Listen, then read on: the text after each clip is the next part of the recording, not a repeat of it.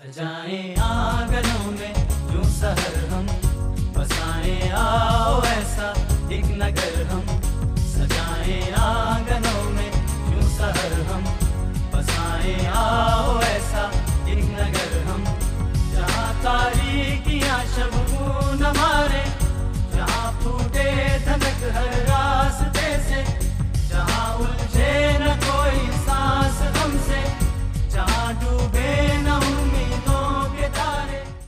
खैबर का नारा, बल्लोच का नारा, कश्मीर का नारा, जीवे जीवे जीवे जीवे जीवे जीवे जीवे जीवे जीवे जीवे जीवे जीवे हाथ फिजा में बुलंद करके इस्तेकबाल कीजिए। रावलपिंडी को, इस्लामाबाद के वालों को पता चल जाए कि ताहिरुल कादरी के गुलाम कैसे इस्तेकबाल करते। जीवे जीवे जीवे जीवे जीवे रशा रशा रशा रशा रशा रशा रशा रशा ओ रशा रशा ओ रशा रशा ओ आज ते हो गई, ओ आज ते हो गई, ओ आज ते हो गई, ओ आज ते हो गई, ओ कल भी हो गई, ओ आज भी हो गई, ओ आज भी हो गई, ओ आज भी हो गई, ओ आज भी हो गई, ओ तू भी देख ले, ओ आज ते हो गई। जीवे जीवे जीवे जीवे जीवे जीवे जीवे जीवे ये बाजू किसके, ये बाजू किसके, ये हल्के किसकी, ये बाजू किसके, ये हल्के किसकी। जीवे जीवे जीवे जीवे जीवे जीवे जीवे जीवे निजाम बदला जाएगा, बदला जाएगा, निजाम बदला जाएगा, बदला जाएगा, निजाम बदला जाएगा, बदला जाएगा, निजाम बदला जाएगा, बदला जाएगा, निजाम बदला जाएगा। हम कौन बदलेगा? इल्म इरफा का पैकर है हमारा कायद, आशिक़े साक़ी कौसर है हमारा कायद। अपने मुर्दों के फसाने न सुनाओ हमको, है कोई ऐसी क़यादत तो दिखाओ हमको। वनुसल्ली वनुसल्लिमु अला सय्यदिना व मौलाना मुहम्मदिन रसूलिहिन नबिय्यिल अमीनिल मकीनिल हनीनिल करीमिर रऊफिर रहीम। अम्मा बाद, बिस्मिल्लाहिर रहमानिर रहीम। अल्लाह जल्ल मजदहू के एहसान अज़ीम पर शुक्र बजा लाने और हुजूर नबी अकरम सल्लल्लाहु ताला अलैहि वसल्लम की ज़ात सतूदा सिफ़ात पर और आपकी आल व असहाब पर दुरूद व सलाम का हदिया पेश करने के बाद मैं तहरीक मिनहाजुल कुरान और पाकिस्तान अवामी तहरीक और इस मिशन के तमाम फोरम और जुमला तंजीमात के कारकुनान को और लियाकत बाग की इस अजीम शान अवामी रैली के लाखों शुरका को समीम क़ल्ब से मुबारकबाद पेश करता हूँ और ममलकत खुदादाद पाकिस्तान में एक अजीम मुस्बत और खैर पर मबनी तब्दीली की आरजू रखने वाले करोड़ों पाकिस्तानी भाइयों और बहनों को मुबारकबाद पेश करता हूँ कि आज जिनकी नुमाइंदगी करते हुए रावलपिंडी के लियाकत बाग में और इसके बाहर मरी रोड और गिरदोनवा की सड़कों पर लाखों अफराद का अवाम पाकिस्तान का एक ठाठे मारता हुआ समंदर आज की अवामी रैली में शरीक है। अल्लाह रब्बुल इज़्ज़त का शुक्र है जिसकी तौफीक से हम आज रावलपिंडी के एक अजीम तारीखी पंडाल लियाकत बाग में जमा हैं और इस वक्त मुल्क और आवाम को दरपेश बहुत से गंभीर मसाइल के हवाले से एक हल की तलाश के लिए सर जोड़े बैठे हैं और इस मुल्क के मुस्तकबिल को रोशन तर करने के लिए इसका हल इस कौम और 18-19 करोड़ आवाम के सामने पेश करने के लिए آج کے اجتماع کو ایک موقع کے طور پہ لے رہے ہیں۔ ابتدا ہی میں تحریک منہاج القرآن اور عوامی تحریک جملہ تنظیمات اور فورمز کو اور لاکھوں شرکاء کو اس عوامی ریلی، لیاقت باغ کی عوامی ریلی کو ایک عظیم الشان تاریخی کامیابی سے ہمکنار کرنے پر بار دیگر صمیم قلب سے مبارکباد پیش کرتا ہوں، اور ان تمام حکومتی اداروں کو اور لا انفورسنگ ایجنسیز کو جنہوں نے اس عظیم شان عوامی اجتماع کے انعقاد میں معاونت کی ہے اور رکاوٹ نہیں ڈالی، ان کے لیے بھی دعا گو ہوں اور شکریہ ادا کرتا ہوں۔ ایک دو امور میں ابتدا میں واضح کر دینا چاہتا ہوں، پاکستان کے عوام تک، پاکستان کے میڈیا تک اور جملہ اہل فکر اور اہل غور و نظر، کہ تحریک منہاج القرآن اور پاکستان عوامی تحریک کے تحت منعقد ہونے والی ناصر باغ لاہور کی طلبہ ریلی سے لے کر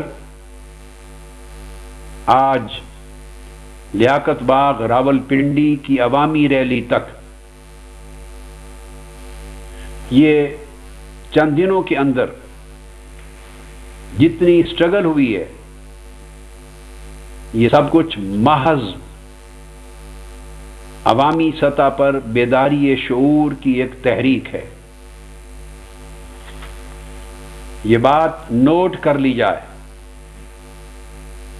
کہ لیاقت باغ کی اس عظیم عوامی ریلی کا شمول پچھلے دنوں کی سرگرمیوں کے اس ملک کے اندر رونما ہونے والے سیاسی تناؤ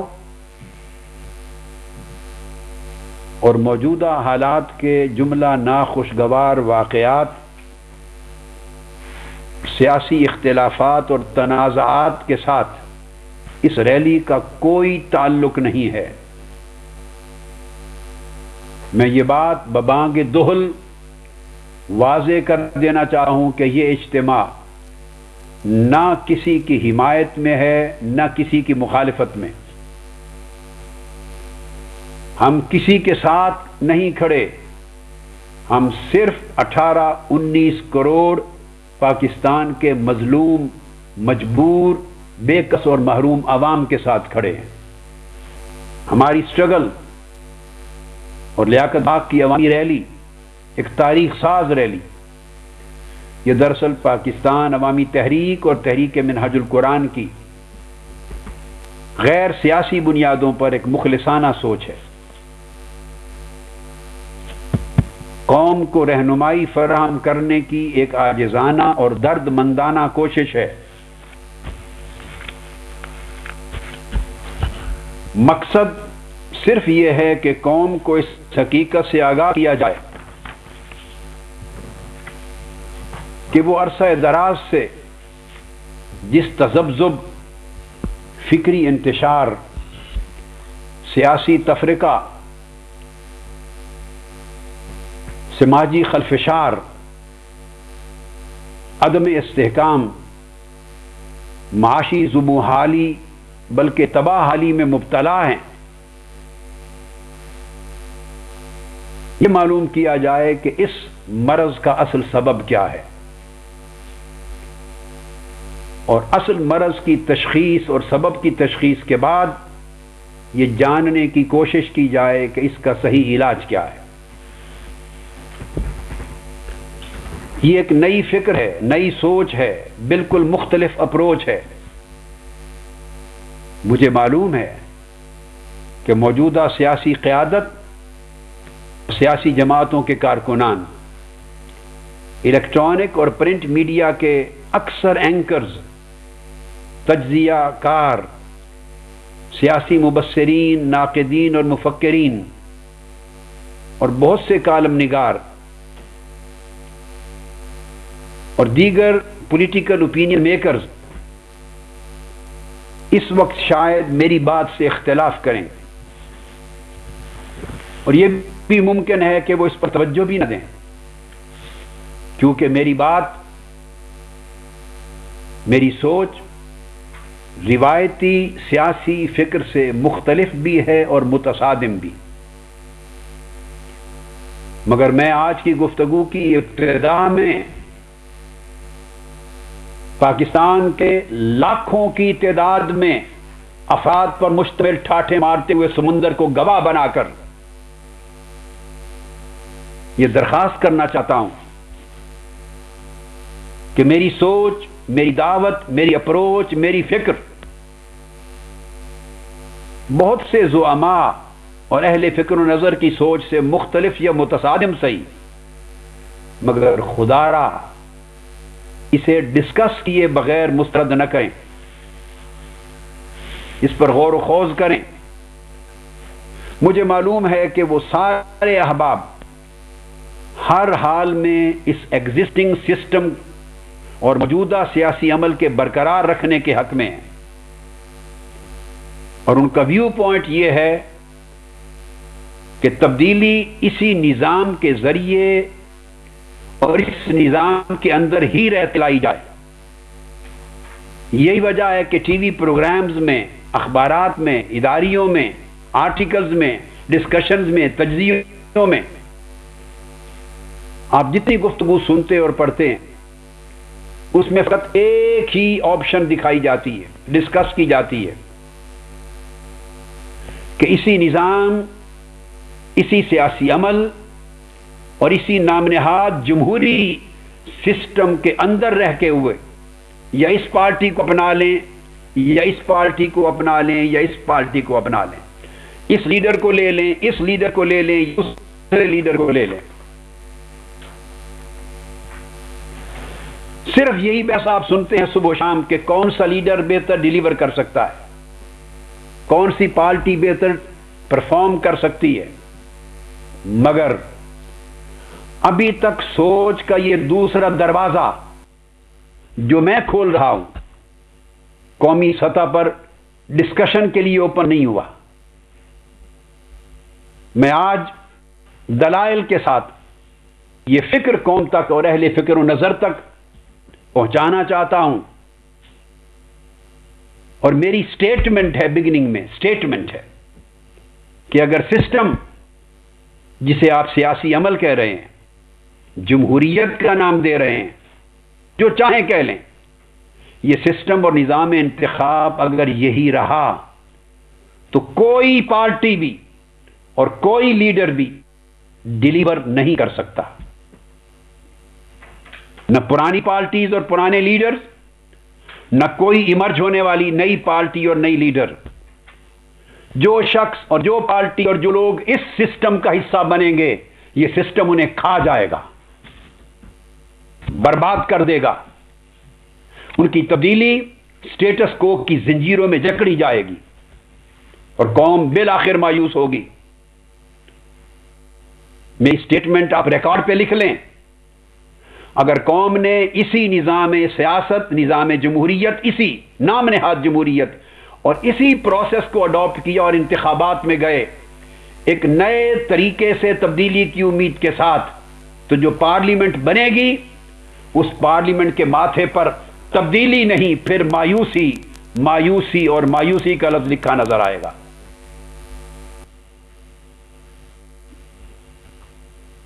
اگلا سوال یہ پیدا ہوتا ہے، بعض لوگ یوں بھی سوچتے ہیں کہ اگر آپ نے سسٹم بدلنا ہے، تبدیلی چاہتے ہیں، تو پھر اسی نظام میں رہتے ہوئے بدلا جائے۔ میرا موقف یہ ہے کہ یہ پارلیمنٹ، اور یہ بھی کہا جاتا ہے کہ پارلیمنٹ کے ذریعے بدلا جائے، چونکہ وہ عوام کے منتخب نمائندوں پر مشتمل ادارہ ہے۔ میری گزارش یہ ہے کہ یہ پارلیمنٹ جو پچھلے 30-40 برس سے تسلسل کے ساتھ تھوڑی تھوڑی تبدیلیوں سے چلتی آ رہی ہے، یہ پارلیمنٹ، یاد رکھ لیں پاکستانی عوام، کبھی بھی اس نظام کو نہیں بدل سکتی اور نہ بدلے گی۔ میں کسی ایک فرد کو الزام نہیں دینا چاہتا، نہ کسی ایک جماعت کو مورد الزام ٹھہرا رہا ہوں۔ اس نظام انتخاب کے تحت جو جماعت بھی آئے گی اور اس نظام کا حصہ بنے گی، یہ نظام اسے اپنی زنجیروں میں جکڑ لے گا، یہ نظام اسے ہضم کر جائے گا، یہ نظام اسے اپاہج اور مفلوج کر دے گا، اور اگر وہ خواہش بھی تبدیلی کی رکھے تو تبدیلی نہیں لا سکے گا۔ یہ نظام سٹیٹس کو کے لیے بنا ہے، تبدیلی کے لیے نہیں بنا۔ اور دوسری بات یہ بھی ذہن میں رکھ لیں کہ اس نظام کے تحت جماعتوں کی، پولیٹیکل لیڈرز کی، قیادتوں کی ایک مجبوری ہے۔ اس نظام کے تحت ان کے پاس کوئی اور راستہ نہیں سوائے وننگ ہارسز کے پاس جانے کے، اور وننگ ہارسز کو، الیکٹیبلز کو قبول کرنے کے۔ اب بعض لوگ سیاسی ذہن والے یہ کہتے ہیں کہ پھر عوام کو فیصلہ کرنے دیں، عوام ان لوگوں کو ووٹ نہ دیں، خود بخود پارلیمنٹ بدل جائے گی۔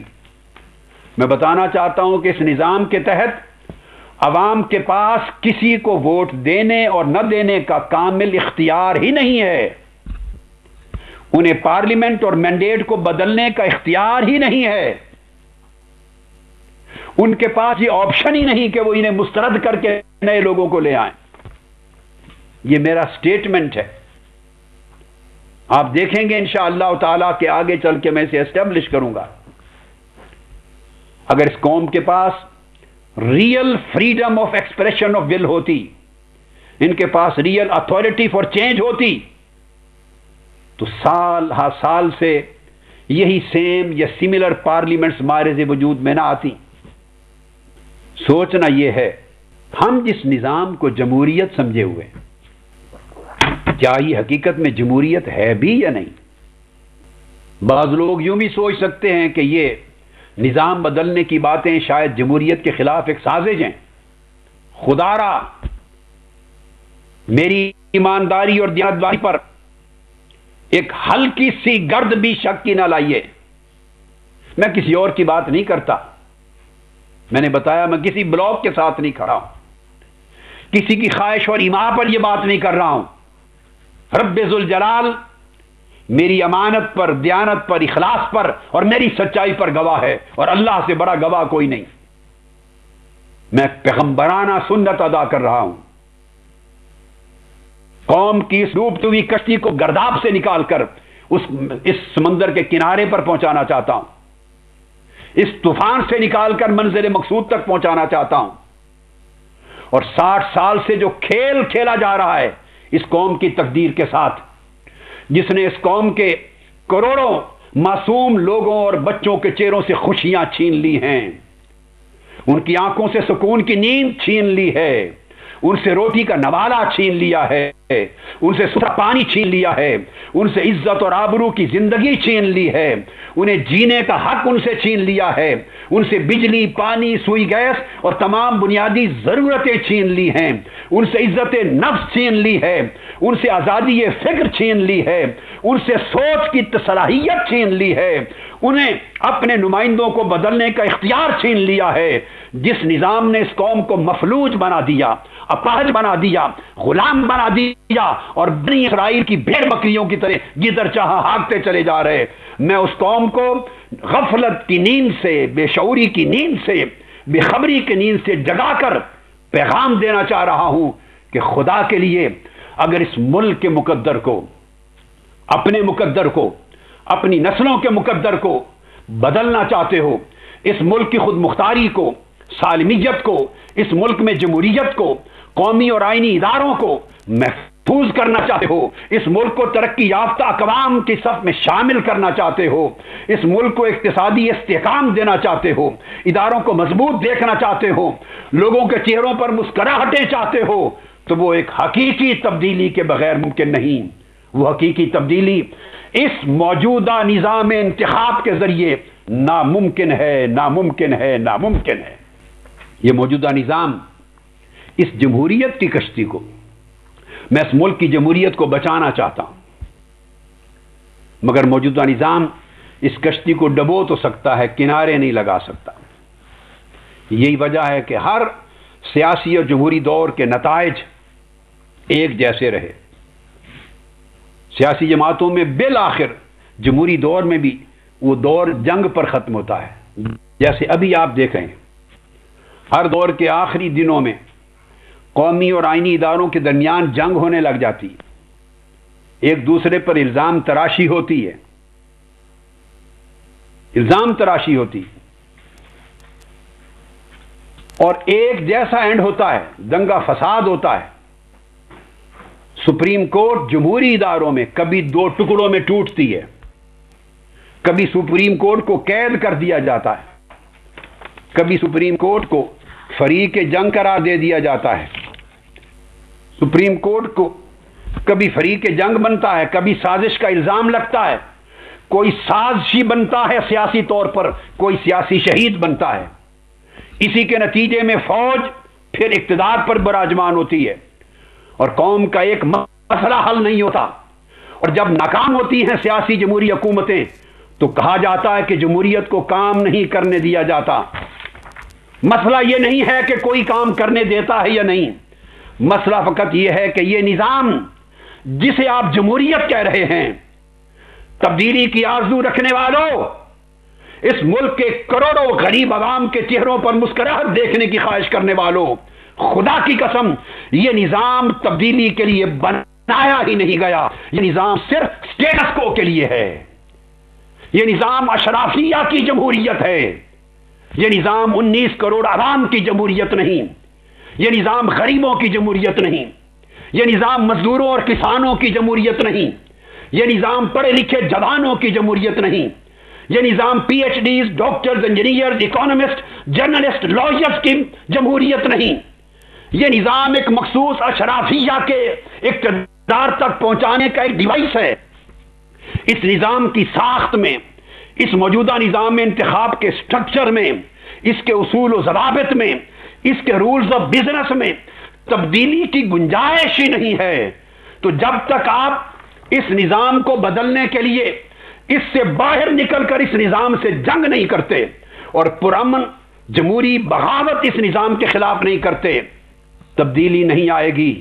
میرا جملہ ریکارڈ پہ لکھ لیں اور میں میڈیا کے ذریعے قوم تک پہنچانا چاہتا ہوں، تبدیلی کا وقت آج ہے، آج ہے. خدا کے لیے تبدیلی کے لیے اٹھو.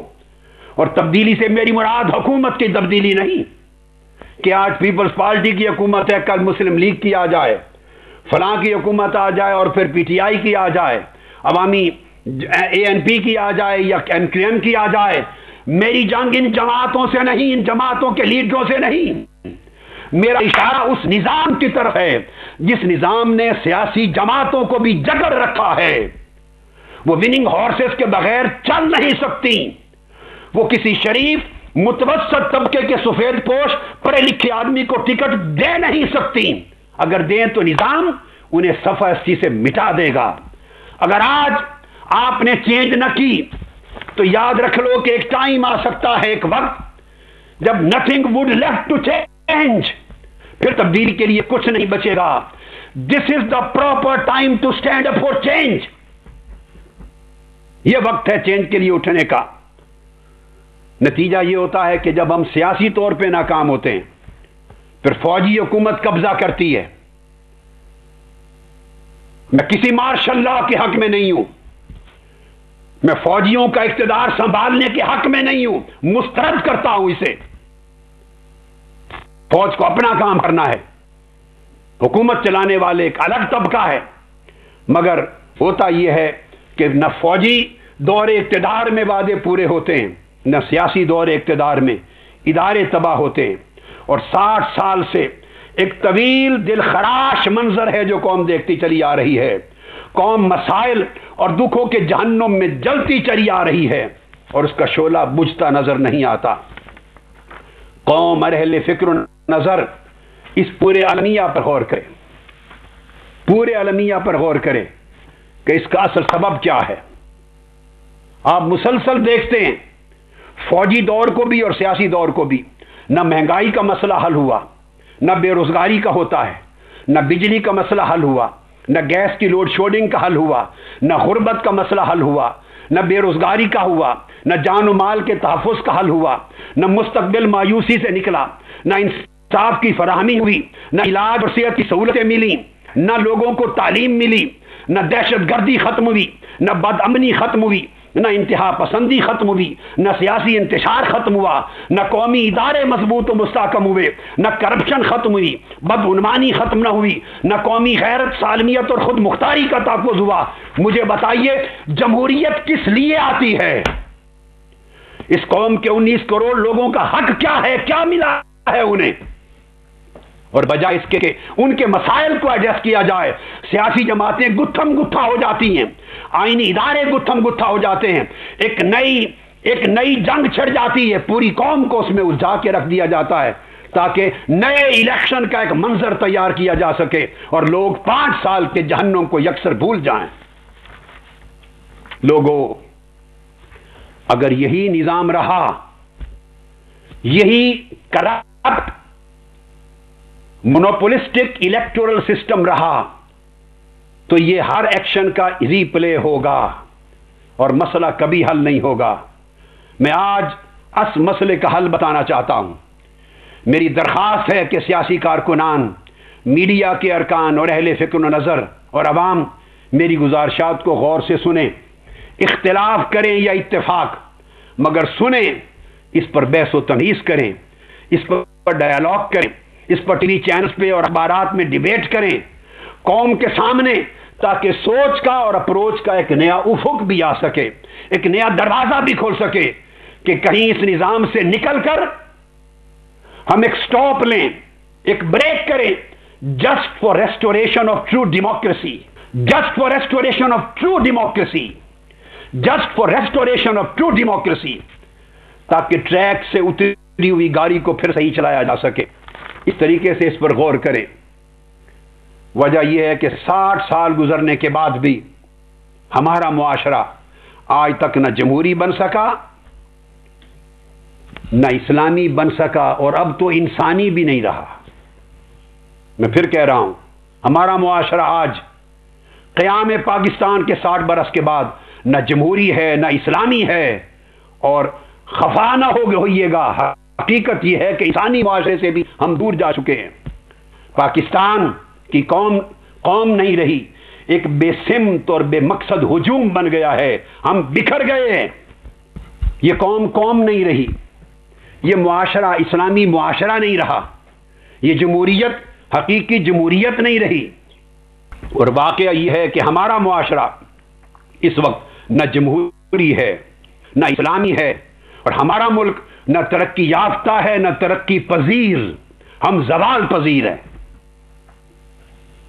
اس لیے اگر آپ اختلاف کریں تو عرض کر دوں، جس ملک میں اور معاشرے میں سیلاب زدگان کی امداد کے لیے آنے والے دنیا بھر کا سامان کھا لیا جائے اور کمبل، پیسے، کپڑے مارکیٹ میں بک رہے ہوں، اور یہ 18 کروڑ عوام یہ سب کچھ سن کر خاموش تماشائی بن بیٹھی رہے، انہیں غیرت اس کے خلاف احتجاج کے لیے ملک سے باہر نہ لے جائے، اس معاشرے کو اسلامی، جمہوری اور انسانی کہیں گے؟ جس سوسائٹی میں زلزلے میں شہید ہونے والی مائیں، بہنیں، بیٹیاں، ان کی میتوں کے ہاتھوں سے زیور اتار لیے جائیں، قوم کو پتہ چلے مگر وہ گھروں سے باہر احتجاج کے لیے نہ آئے، اس سوسائٹی کو اسلامی، جمہوری اور انسانی کہیں گے؟ جس معاشرے میں بڑے مجمع میں لوگوں کو آگ لگا دی جائے، ان کی آنکھوں میں آگ کے تپے ہوئے سلاخ ڈال دیے جائیں، قتل کر دیا جائے، جسم ٹکڑے کر کے پھینک دیے جائیں، اور معاشرہ ٹس سے مس نہ ہو، اس معاشرے کو کیا کہیں گے؟ جس میں باپ اپنے بیوی بچوں کو قتل کر دے، اپنی بیٹیوں سے بدکاری کا مرتکب ہو، خودکشیاں ہوں، خود سوزیاں ہوں، اور پورا معاشرہ ٹس سے مس نہ ہو رہا ہو، جس کے دائیں بائیں پڑوس میں قتل ہو جائیں اور کسی کی آنکھ میں آنسو تک نہ آئیں، اس معاشرے کو آپ کیا کہیں گے؟ خدا کی قسم، ہم 1947 میں ایسے نہ تھے، 60 برس پہلے ایسے نہ تھے، 50 برس پہلے ایسے نہ تھے، ہم 40 برس پہلے ایسے نہ تھے۔ ہمیں نام نہاد فوجی اور جمہوری رہبروں نے، ان آمروں اور جمہوری رہنماؤں نے رفتہ رفتہ اس قوم کو، معاشرے کو اس تباہی کے حال پہ پہنچا دیا، جس میں نہ اسلامی قدریں بچی، نہ جمہوریت بچی، نہ انسانیت بچی۔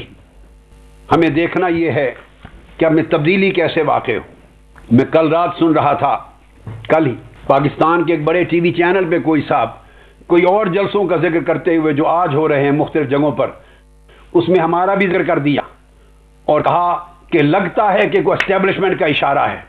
خدا کے لیے بدگمانی کے گناہ سے بچو، جنہیں اشارہ ہوگا وہ کبھی برملا اس کو رد نہیں کر سکتے۔ آج کے دن تک کسی اسٹیبلشمنٹ کا اشارہ تو درکنار، مجھ سے رابطے کی جرات نہیں ہے۔ اشارہ ہے تو فقط مجھے قرآن کا اشارہ، سنت محمدی کا اشارہ، اسلام کا اشارہ، رب ذوالجلال کی رہنمائی کا اشارہ، میری غیرت کا اشارہ، درد مندی کا اشارہ، میرے اخلاص کا اشارہ ہے۔ میں فقط اپنا فریضہ اس قوم کی رہنمائی کا انجام دے رہا ہوں۔ میں تبدیلی کی اب بات کرنا چاہ رہا ہوں۔ اگر آپ چاہیں کہ تبدیلی اسی نظام کے اندر رہ کر آ جائے، it will never happen. Change will never، میں کہتا ہوں will never occur if you remain a part of the same system which you want to change. You have to come out of this system and fight against it. And if you remain a part of the system, you support it and you make it stronger, and this system will continuously make you weaker. اگر آپ اس نظام کا حصہ رہیں گے تو آپ کے ذریعے نظام مضبوط ہوگا، نظام آپ کو کمزور کر دے گا، زنجیریں جکڑ کے رکھ دے گا، آپ رتی برابر انقلابی تبدیلی نہیں لا سکتے۔ میں نے اس نظام کو بہت سٹڈی کیا ہے اور ایمانداری سے آج اپنی رائے قوم کے سامنے پیش کر رہا ہوں۔ ہماری پوری قوم کی مثال ان سواریوں کی سی ہے جو ٹانگے پر جا رہی ہیں مگر پچھلی سیٹ پر بیٹھی۔ ہم پچھلی سیٹ پر بیٹھے ہوئے ٹانگے کی سواریاں، آگے کیا ہے پچھلی سواریوں کو نظر نہیں آتا، جب ٹانگا گزر جاتا ہے تو پیچھے دیکھتے ہیں راستہ صاف ہے۔ اگر خدا نہ خواستہ ہم پچھلی سیٹ پر بیٹھی ہوئی سواریوں کی طرح چلتے رہے اور ٹانگا گڑھے میں گر گیا، گھوڑا تباہی آ گئی، ایکسیڈنٹ ہو گیا قوم کے ساتھ اور کچھ نہ بچا، تو سوائے ہلاکت کے اور ہمارے نصیب میں کچھ نہ ہوگا۔ میں پاکستان کی مختلف قومی اکائیوں کو خطاب کرتا ہوں۔ یہ وہ پاکستان خوبصورت سرزمین جس میں پختون ہیں، وہ پختون جو آزادی کی عظیم تاریخی روایات کی امین ہیں، خیبر پختونخوا کے لوگوں، اس ملک کے بلوچستان میں بسنے والے بلوچ جو بہادر باپ اور بہادر ماں کی اولاد ہیں، سرزمین سندھ پہ بسنے والے سندھی عظیم سیاسی، روحانی اور ادبی اقدار کے امین ہیں، سرزمین پنجاب کے لوگ ایثار اور بلند عزم کے امین ہیں، کشمیر قربانیوں کے امانت دار پر مشتمل ہے۔ یہ خوبصورت ملک ناکامی کی راہ پہ جا رہا ہے، ہم فیلئر کی طرف جا رہے ہیں۔ میں آپ کو راستہ بتا رہا ہوں کہ فیلئر سے بچنے اور اپنے آپ کو کامیاب کرنے کا راستہ کیا ہوگا۔ ہماری کامیابی، میں ایک اور سٹیٹمنٹ دے رہا ہوں، نہ تو امریکہ سے اعلان جنگ میں ہے۔ میں بعض مذہبی جنونیوں کی طرح، مذہبی انتہا پسندوں کی طرح اس قوم کو کسی نئے ہلاکت کے گڑھے میں دھکیلنا نہیں چاہتا۔ میں ماڈریٹ ہوں، یہ ماڈریٹس کا اجتماع ہے، امن پسندوں کا اجتماع ہے، اعتدال پسندوں کا اجتماع ہے۔ ہماری کامیابی نہ تو امریکہ سے اور مغرب سے اعلان جنگ میں ہے، اور نہ ہی ہماری کامیابی امریکہ کے ساتھ رشتہ غلامی میں بندھ جانے سے ہے۔ نہ ان سے جنگ کرو، نہ ان کے غلام بن کے رہو، ایک باعزت، باغیرت، خود مختار، اپنی تقدیر کے آزادانہ فیصلہ کرنے والی قوم بن کے رہو۔ آپ کی پہچان قومی غیرت میں ہے، قومی آزادی میں ہے، خود مختاری میں ہے۔ آپ کی عزت عوام کے ساتھ دوستی اور اعتماد اور وفاداری کے ساتھ ہے۔ آپ کی عظمت اپنے ملک و قوم پر قربان ہو جانے میں ہے۔ آپ کی عزت اقوام عالم کی بین الاقوامی برادری میں سر بلند اور نیک نام بن کے رہنے میں ہے۔ آپ کی عظمت دور جدید کے علم، سائنس، ٹیکنالوجی، معاشی اقتصاد اور اقتصادی استحکام، ترقی اور پرامن دفاعی صلاحیت و استعداد کے بہانے میں ہے۔ آپ کی عظمت اسلام کی روحانی، انسانی اور اخلاقی اقدار میں ہے، اپنی تہذیب و ثقافت کی حفاظت میں ہے، اور آپ کی عظمت اس میں ہے کہ ہمارا معاشرہ ایک مہذب سویلائزڈ معاشرہ بنے، پرامن پیسفل معاشرہ بنے، معتدل ماڈریٹ معاشرہ بنے، جدید اور ماڈرن معاشرہ بنے، ترقی یافتہ ایڈوانسڈ معاشرہ بنے۔ وہ ملک جس کا خواب علامہ اقبال نے دیکھا تھا، جس کی تعبیر قائد اعظم نے کی تھی، وہ کھو گیا ہے۔ ہمیں اس ملک اور قوم کو، گم شدہ ملک اور قوم کو دوبارہ تلاش کرنا ہے، ایجاد کرنا ہے تاریخی قربانی کے ذریعے۔ میں آپ کو بتانا چاہتا ہوں، بعض لوگ کہتے ہیں کہ اگر ہماری ڈیلیورنس، ہماری پرفارمنس اچھی نہ ہوئی تو قوم رہنمائی کرے گی، اگلا مینڈیٹ ہمیں نہیں دے گی۔ یاد رکھ لیں، عوام اور قوم کی دو حیثیتیں ہوتی ہیں۔ عوام کبھی رہنما ہوتے ہیں، گائیڈ کرتے ہیں، اور کبھی خود رہنمائی کے حاجت مند ہوتے ہیں۔ عوام رہنمائی اس وقت کرتے ہیں کہ جب ان کے احساسات زندہ ہوں، ان کی امنگیں اور آرزوئیں بیدار ہوں، ان کے تقاضے، ضروریات اور مطالبات، پھر وہ لیڈروں کی رہنمائی کرتے ہیں اور ان کی سمت متعین کرتے ہیں۔ بدقسمتی سے پاکستانی عوام اس حال میں نہیں رہی، اور یہ اس وقت ہوتا ہے جب عوام جاگتے ہوں، ان کا شعور بیدار ہو۔ اور اگر عوام بے شعوری کی نیند سلا دیے جائیں، انہیں ظلم، محرومی، جبر، غربت، افلاس، بے روزگاری، خوف و ہراس، ان سب بدحالیوں کے بے رحم اور خونی تھپیڑے مار مار کے نڈال کر دیں، بے حال کر دیں، بدحال کر دیں، اور قوم کو بے حس اور مجبور کر دیا جائے، اور وہ بے بسی اور مجبوری کی نیند سو جائیں، اس حال میں قوم رہنمائی نہیں کر سکتی، پھر قوم کو رہنمائی دینا پڑتی ہے۔ ہمارا متمول طبقہ بھی اس وقت اپنے کاروباری اور اپنی ذاتی اور خاندانی ضروریات میں بالکل مگن ہے، اسے قومی مسائل کے لیے فرصت نہیں، اور وہ مشکل سے 10 سے 20% لوگ ہیں۔ 80% لوگ وہ ہیں جن کا زندگی گزارنا مشکل ہے، سانس لینا مشکل ہے، 2 وقت کی روٹی کے سوا انہیں کسی اور شے کی ہوش نہیں۔ افراد کی اکثریت اپنے ذاتی پریشانیوں میں گم ہے، وہ کسی کی رہنمائی کیا کرے گی، وہ مینڈیٹ کیا دے گی۔ ایسے حالات میں عوام کو، سوئی ہوئی عوام کو خوش رکھنے کے لیے لیڈر انہیں بیدار کہتے ہیں، انہیں عزت دینے کے لیے بیدار کہتے ہیں۔ پھر یہ لیڈر اپنی مرضی کو عوام کی مرضی قرار دیتے ہیں، اپنے فیصلے کو عوام کا فیصلہ قرار دیتے ہیں، اور اپنی انتخابی فنی مہارت کو عوامی رائے اور جمہوریت کا نام دیتے ہیں۔ میں یہاں آپ کو ایک پاکستان کے قیام کے وقت کی تاریخی شہادت دینا چاہتا ہوں کہ عوام کا رول کیا ہے جمہوریت کے لانے میں اور ملکوں کی تقدیر بدلنے میں۔ جب قیام پاکستان کی تحریک چلی تو ابتدا میں انڈین کانگریس سب سے بڑی منظم جماعت قیام پاکستان کے خلاف تھی۔ یہ اس وقت کے پولیٹیکل لیڈر تھے سب سے بڑے، بڑی بڑی مؤثر انڈیا کی مذہبی جماعتیں قیام پاکستان کے خلاف تھیں، جنہوں نے بعد میں تسلیم کیا۔ خود پنجاب کے وزیر اعلیٰ سر خضر یاد تیوانہ قیام پاکستان کے خلاف تھے، پنجاب کے وزیر اعلیٰ۔ شیر بنگال مشرقی پاکستان کے فضل الحق قیام پاکستان کے خلاف تھے۔ سندھ میں سردار اللہ بخش قیام پاکستان کے خلاف تھے۔ ان کے بعد جی ایم سید لیڈر تھے سب سے بڑے سندھ کے، قیام پاکستان کے خلاف تھے۔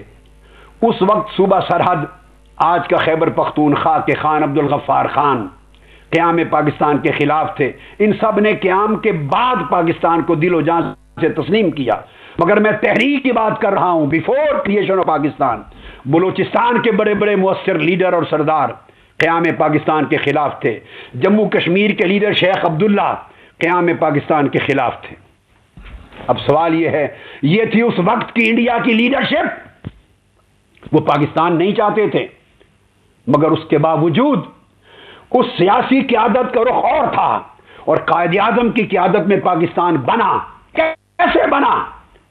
ان تمام سیاسی قیادتوں کے रुख को रद्द करके मुस्लिम कौम जाग उठी और कायद आजम के नीचे उन्होंने उस मारूफ सियासी निजाम के खिलाफ बगावत कर दी। हिंदुस्तान का नक्शा बदल गया। पाकिस्तान के लोगों, अगर आप भी उस मारूफ सियासी सोच और निजाम के खिलाफ बगावत कर दो तो खुदा की कसम पाकिस्तान का तकदीर और मुकद्दर भी बदल जाएगा। मौजूदा लीडर इस निजाम इंतखाब के अच्छे प्लेयर्स हैं, वो कभी नहीं हारे, हमेशा इलेक्शन का मैच जीतते हैं। मगर याद रख लें, इस इलेक्शन का मैच सिर्फ उसी अशराफिया के लिए है, उनके लिए है।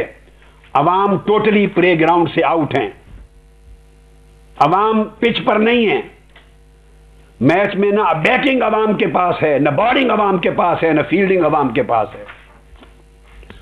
वो तो बाहर बैठे हुए 5 साल के बाद जब सिक्सर लगता है तो उठा के बॉल फेंक देते हैं। अवाम का इतना काम है बस।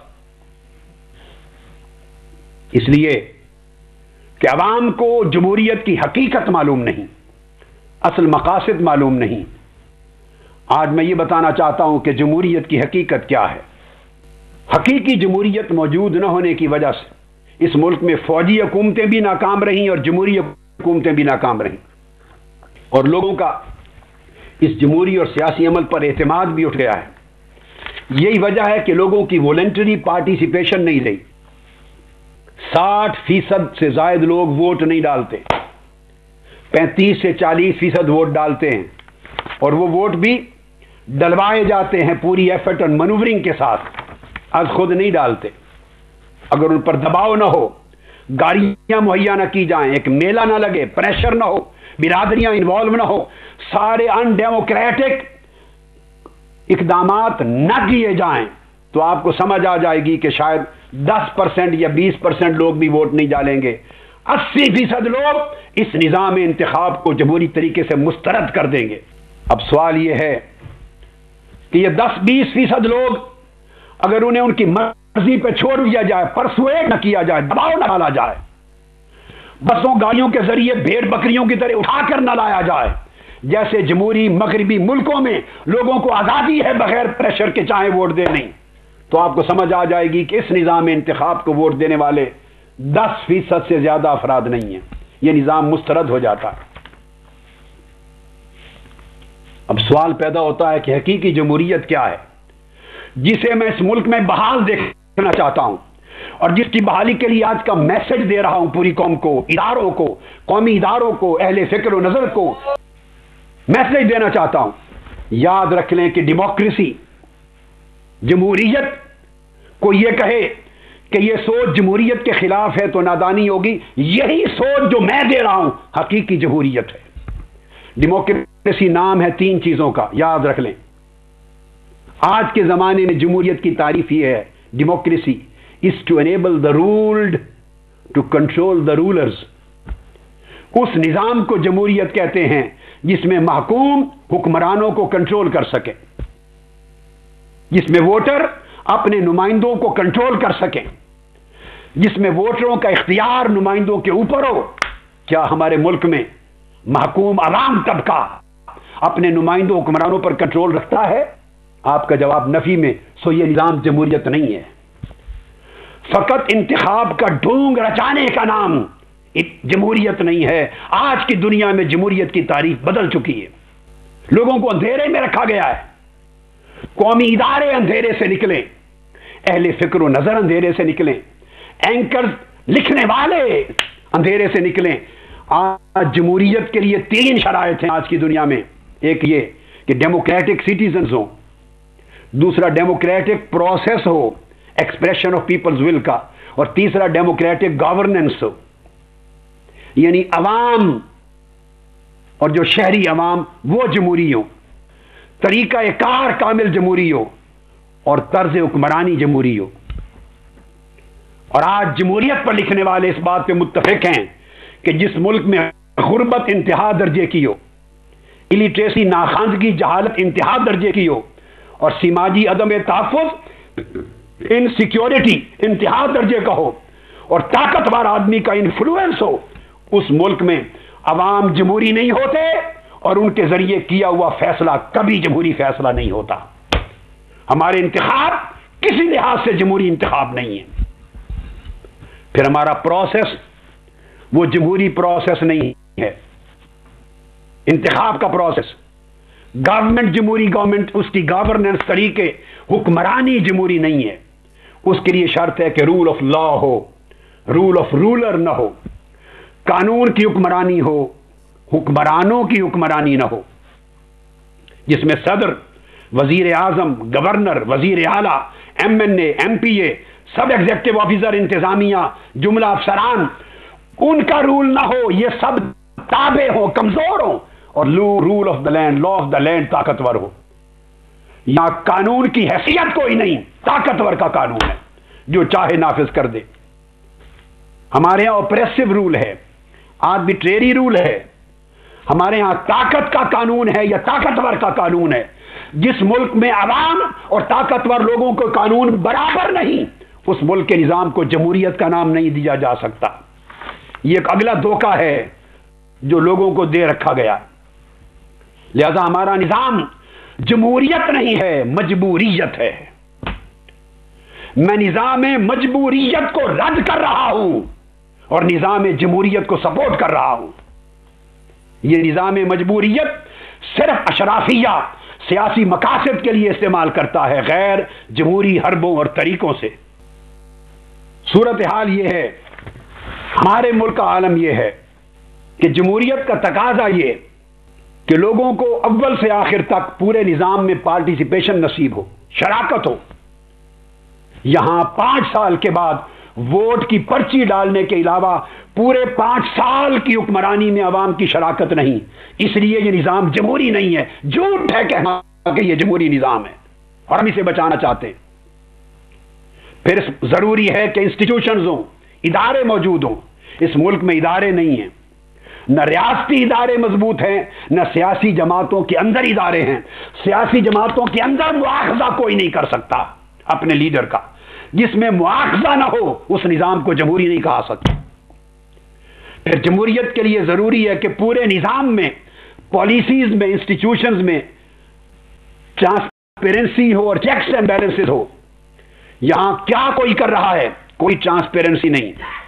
मगरबी मुल्कों में, जमहूरी मुल्कों में जहां जमहूरियत है, वहां नुमाइंदगान क्या मराहत ले रहे हैं, उनके अखराजात क्या हैं, असासाजात क्या हैं, इख्तियारात क्या हैं, कारकर्दगी क्या है। एक एक MNA की, यूके को देखिए, उनकी पार्लियामेंट पर, बड़े मगरबी मुल्कों की, जमहूरी मुल्कों में पार्लियामेंट की वेबसाइट्स होती हैं। एक एक MP और एक एक MNA की वेबसाइट के ऊपर सारी मालूमात अवेलेबल है। हर शहरी को एक्सेस है कि वो खुद देख सके मेरे हल्के के MNA क्या कमाया, कितनी मराहत ली, क्या अखराजात किए और सासाजात क्या है। इस पाकिस्तान में कितने लोग हैं जिनको इंटरनेट का एक्सेस है, कितने पास कंप्यूटर है, कितनों को मालूमात है। जरा अंदरून सिंध का नक्शा ज़हनों में लाइए। अंदरून सिंध में नंगे पांव फिरने वाले गरीब मोहताज, अंदरून बलोचिस्तान में महरूम 2 वक्त की रोटी के मोहताज, पख्तूनख्वा के अंदरून में, पंजाब के अंदरून में बिरादरियों के पीछे चलने वाले महरूम, जिन्हें खाने का नहीं मिलता, बिल अदा करने का पैसा नहीं, जो जिंदगी से तंग हैं, वो किसी के क्या असासाजात देखेंगे। उन्हें पब्लिक एक्सेस नहीं है, उनको मालूमात नहीं है। तो जब वोटर को सही मालूमात ना हो, उनका वोट जमहूरी वोट नहीं कहलाता, आजादी राय नहीं रहती। इस गरीब वोटर ने क्या एहतिसाब करना है। फिर एम्पावरमेंट ऑफ पीपल होनी चाहिए। मजबूत इदारों के जरिए हमारे मुल्क में, याद रख लें, न पार्टियों में इदारे हैं, न सोसाइटी में इदारे हैं, और जो इदारे हैं न मजबूत हैं, न उनके पास इख्तियार है, न आज़ादी है, न खुद मुख्तारी है, न शफाफियत है, न आवाम को खबर है, न उनकी एक्सेस है, न नुमाइंदों के अहवाल तक उनकी कोई पहुंच है, न गिरफ्त है, न मुआवजा है। आप इस निजाम को निजाम इंतखाब कहते, इसको निजाम जमहूरियत कहते, और मगरबी जमहूरी मुल्कों की मिसालें देते हैं यहां अपने पास। हमारे हल्के में MNA DC अपनी मर्जी का लगवाता है, शफाफियत कहां रही। DSP SP SHO अपनी मर्जी का लगवाता है, रूल ऑफ लॉ कहां रहा, इक्वालिटी, कानून की बराबरी कहां रही। हमारे मुल्क में MNA डिस्ट्रिक्ट एंड सेशन जज अपनी मर्जी का लगवाता है, بتائیے قانون کی برابری کہاں رہی؟ ہمارے ملک میں M N A M P A تحصیلدار سے پٹواری تک اپنی مرضی کے لگواتا ہے. ہر پبلک آفیسر وزیر اعظم یا وزیر اعلیٰ سے وہ اپنی مرضی کا لے کر جاتا ہے تاکہ وہ اس کے مفادات کا تحفظ کرے اور اس کے مخالفوں پر مقدمے بنائے. کہاں شفافیت گئی؟ کہاں آزادی رائے گئی؟ کہاں قانون کی برابری گئی؟ اس نظام کو رکھ کر پھر آپ اسے جمہوریت کا نام دیتے ہیں. اس سے بڑا دھوکہ 19 کروڑ عوام کے ساتھ نہیں ہوگا. عوام نے اگر آج بھی آنکھیں نہ کھولی تو پچھتائیں گے پھر اگلے 5-6 سال کے لیے. پھر ہمارے ملک میں تھانے پر M N A M P A کا حکم چلتا ہے اور تحصیل ضلع ناظم ہو تو اس کا حکم چلتا ہے. کچہری میں اس کا اثر رسوخ ہے. نوکریوں کے لیے ووٹر جو ہیں ان کی اولادوں کی نوکریوں کا کوٹا اس کے پاس ہے. گلی کوچے بنوانا M N A M P A کے پاس ہے. سڑکیں بنوانا، نالیاں، بجلی، سوئی گیس، کھمبے، ڈیولپمنٹ ورک سب M N A M P A کے ہاتھ میں کروڑوں روپے کے بجٹ ہیں. Developmental budget. جب وہ پورے حلقے کی تقدیر کا مالک ہے. یہ سارا نظام کرپشن کا نظام ہے، غیر جمہوری. ایسے حالات میں کمزور طبقہ، پسماندہ طبقہ، مجبور و بے بس طبقہ کس کا مواخذہ کرے؟ کیسی آزادی رائے؟ کیسا مینڈیٹ؟ انہی حالات میں کہتا ہوں قیامت آ جائے گی اور پاکستانیوں کا مقدر نہیں بدلے گا. پاکستان کی جمہوریت نرالی اور انوکھی ہے. اب ذرا کمپیئر کریں. آپ مغربی دنیا کے جمہوری ملکوں کی مثال دیتے ہیں، وہاں کسی M N A M P A کو آپ اٹھا کے دیکھ لیں، امریکہ سے لے کے برطانیہ تک اور کینیڈا سے لے کے یورپ تک اور پھر اس کے بعد اگلی جمہوریتوں تک دیکھیے، کسی M N A M P A کو ایک پیسہ بھی ڈیولپمنٹ بجٹ کا نہیں دیا جاتا. نوٹ کر لے میری بات. اب یوکے قریب ہے آپ کے، یوکے کو دیکھ لیجئے، یورپ کو دیکھ. ڈیولپمنٹ بجٹ کا پیسہ نہیں دیا جاتا. نہ ڈیولپمنٹ کروانا ان کا کام ہے، نہ ذمہ داری، نہ اختیار. یہ کام گورنمنٹ کے تحت لوکل کونسلز کرتی ہیں. M N A M P A کے پاس صرف قانون سازی ہوتی ہے، لیجسلیشن، اور حلقے کے لوگوں کی مدد اور رہنمائی کرنا، اور وہ بھی قانون کے دائرے کے اندر. اس پر انہیں صرف تنخواہ ملتی ہے بس، اور الاؤنسز ملتے ہیں بس. کوئی بجٹ نہیں ملتا. نہ وہ کسی پولیس آفیسر کی تقرری کروانے کا مجاز، نہ کمشنر کی تقرری، نہ ریونیو آفیسر، نہ پبلک آفیسر، نہ تقرری کروا سکتا ہے مرضی سے، نہ ٹرانسفر کروا سکتا ہے، نہ مداخلت کر سکتا ہے محکمے میں. جمہوری ملکوں میں نہ تھانہ عوامی نمائندے کے انڈر، نہ کچہری اس کے انڈر. وہ مستحق ووٹروں کو صرف لیٹر آف ریفرنس دیتا ہے، ریکمنڈیشن کا لیٹر دیتا ہے، ان کی دادرسی کے لیے شعبوں میں ان کے ساتھ جاتا ہے، اور قانون کے دائرے کے اندر ان کی سفارش کرتا ہے. دباؤ استعمال نہیں کر سکتا. ایک جملہ بھی اگر انفلوئنس کا استعمال کرے خود اس کے خلاف پولیس کیس رجسٹر کر دے گی. اپنے ٹینیور میں اپنی آفس کو ابیوز نہیں کرتا، جائیدادیں نہیں بناتا، ملیں نہیں لگاتا، بینک بیلنس نہیں بناتا. اگر تھوڑا سا بھی قانون کی لمٹ سے باہر جائے ادارے اس کی گرفت کر لیتے ہیں، ننگا کر دیا جاتا ہے، حتیٰ کہ اسے خود کرمنل کیسز بنتے ہیں، اس کو خود بخود مستعفی ہو جانا پڑتا ہے. ہمارے ہاں ہر چیز کا پیمانہ جدا ہے، اور پھر ہر ظلم، ہر جبر، ہر خیانت، ہر کرپشن، ہر زیادتی، اس کا نام جمہوریت ہم نے دے رکھا. پریس اور میڈیا کی بات کرتے ہیں کہ جمہوریت میں آزاد ہے، اور فوجی ڈکٹیٹرشپ میں نہیں ہوتی آزاد. درست بات ہے. فوجی آ کر پریس اور میڈیا کی زبان کھینچ لیتا ہے، اسے بولنے کی اجازت نہیں دیتا. یہ فرق بتا رہا ہوں.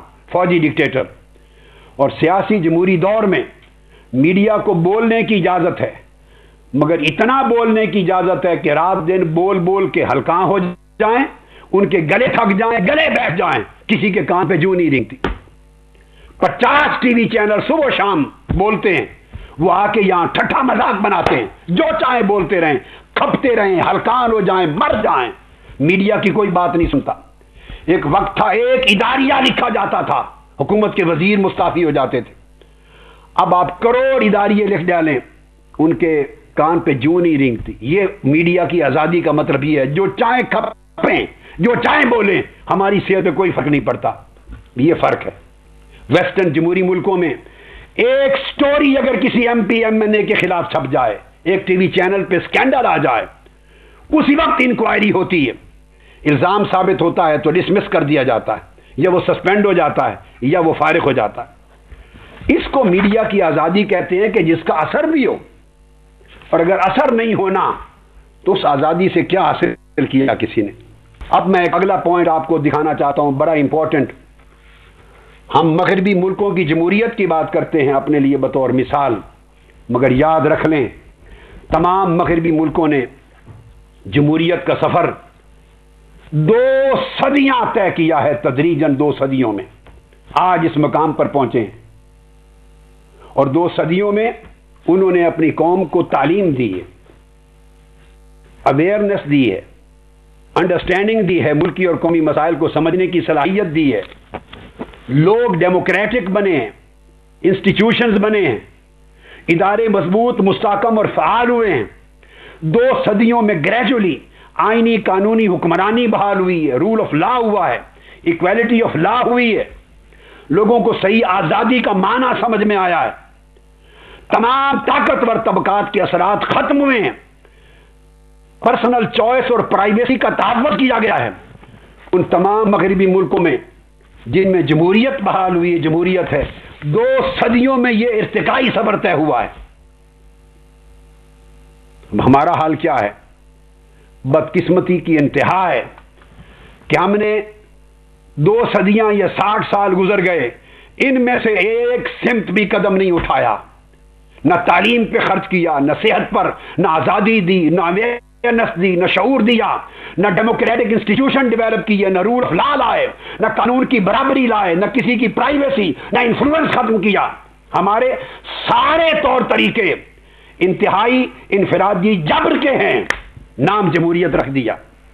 ہم نے موٹر کار میں ہوائی جہاز کا انجن فٹ کر دیا ہے اور اڑنے کی امید رکھتے ہیں، نہ ہماری موٹر کار گاڑی رہی نہ جہاز رہا۔ ہم نے اپنی زمین کو تیار کیے بغیر، معاشرہ اور ماحول جمہوری بنائے بغیر، یاد رکھ لیں جمہوریت ماحول کے جمہوری ہوئے بغیر کبھی نہیں پنپتی، جمہوریت معاشرہ جمہوریت نہ ہو تو کبھی نہیں بنتی۔ جمہوریت گھر سے شروع ہوتی ہے، ایک بیہیویئر ہے ماں باپ کا اولاد کے ساتھ، ٹیچر کا بچوں کے ساتھ، بچوں کا بچوں کے ساتھ، انڈیویجول کا انڈیویجول کے ساتھ۔ جمہوریت معاشرے کا کلچر ہوتی ہے، تب جمہوریت وہاں نتائج دیتی ہے۔ یہاں جہاں شوہر بیوی کو قتل کر رہا ہو، بچوں کو قتل کر رہا ہو، بات بات پہ خون بہائے جا رہے ہوں، دہشت گردی ہو، خوف و ہراس ہو، جہالت ہو، بے روزگاری ہو، محتاجی ہو، وہاں کیسی جمہوریت؟ ہمیں جمہوریت کو اصل معنی میں بحال کرنا ہوگا، اور خدا کی قسم موجودہ سیاسی اور انتخابی نظام اس حقیقی جمہوریت کو بحال نہیں کر سکتا، نہیں کر سکتا، نہیں کر سکتا۔ اگر 60 سال میں حقیقی جمہوریت عوام کے ہاتھ میں نہیں آئی تو اگلے 60 سال میں بھی نہیں آئی۔ ہم نے جمہوریت کے ابتدائی تقاضے پورے نہیں کیے، زمین کو جمہوریت کے لیے تیار نہیں کیا، باہر سے درخت لگا کر اس میں ڈال دیا ہے اور پھل کی امید لگا کے بیٹھے۔ جہاں جمہوریت آئی ہے وہاں انہوں نے اپنے انسٹیٹیوشنز کو مضبوط کیا ہے۔ یاد رکھ لیے 3 طریقے ہیں جو جمہوریت کی حفاظت کرتی ہے، یا جمہوری ملکوں میں اولاً آئینی اور قانونی روایات ہوتی ہیں، کانسٹیٹیوشنل، لیگل، مورل ویلیوز ہوتی ہیں، اقدار ہوتی ہیں، ٹریڈیشنز ہوتے ہیں، کنونشنز ہوتے ہیں، اور وہ روایات اتنی مضبوط ہوتی ہیں کہ اگر الزام لگ جائے، کوئی واقعہ پیش آ جائے، وزیر اعظم اور وزراء خود مستعفی ہو جاتے ہیں۔ پاکستان کی تاریخ میں ایسا کبھی نہیں ہوا کہ کوئی خود بھی مستعفی ہو، پوری قوم چیخ اٹھے، وہ خود آ کے اپنی صفائی دیتا ہے، ڈیٹ ہو کر صفائی دیتے ہیں۔ کسی کے چہرے پر شرم اور حیا کا کبھی اثر نہیں دیکھا آج تک۔ دوسری صورت یہ ہوتی ہے، اس کے اوپر ایک اور چیک ہوتا ہے، وہ یہ کہ جو ادارے ہوتے ہیں، انسٹیٹیوشنز، ان کی پالیسیز ایسی ہوتی ہیں کہ انٹرنل چیکس اینڈ بیلنسز ہوتے ہیں، آئینی، قانونی، انتظامی، جمہوری، سیاسی، اور چیکس اور بیلنسز اتنے سخت ہوتے ہیں کہ کوئی بچ کے نکل نہیں سکتا، عدالتوں تک معاملہ نہیں جاتا، نہ ضرورت پڑتی۔ ہمارے ملک میں طاقتور لوگوں کے لیے کوئی چیکس اور بیلنسز نہیں ہیں، طاقتور آدمی جو چاہے کر لے اور کروا لے، اس پر کوئی گرفت نہیں کسی ادارے کی، ادارے بھی ان کے انڈر ہیں، اداروں کے ہیڈ بھی ان کے لگائے ہوئے ہیں کرپشن چھپانے کے لیے، کوئی عدالت گرفت نہیں کر سکتی، گرفت کرنے لگے تو جنگ شروع ہو جاتی۔ پھر تیسری صورت جمہوری ملکوں کی یہ ہے کہ ان دو چیزوں کے اوپر بعض ملکوں نے پھر مزید کیا ہے، سب نے نہیں، بعض، کہ انہوں نے عدلیہ کو سپریم بنا دیا، اتنا طاقتور بنا دیا ہے as an institution, judicial institution, اتنا طاقتور بنا دیا ہے کہ وہ پارلیمنٹ کے پاس کیے ہوئے ایکٹ کو بھی نل اینڈ وائڈ ڈکلیئر کر سکتی ہے، highest supreme authority of the nation, وہ عدلیہ کو بنا دیا۔ میں ایک فکری بات کر رہا ہوں آئین اور قانون کے طالب علم کے طور پر۔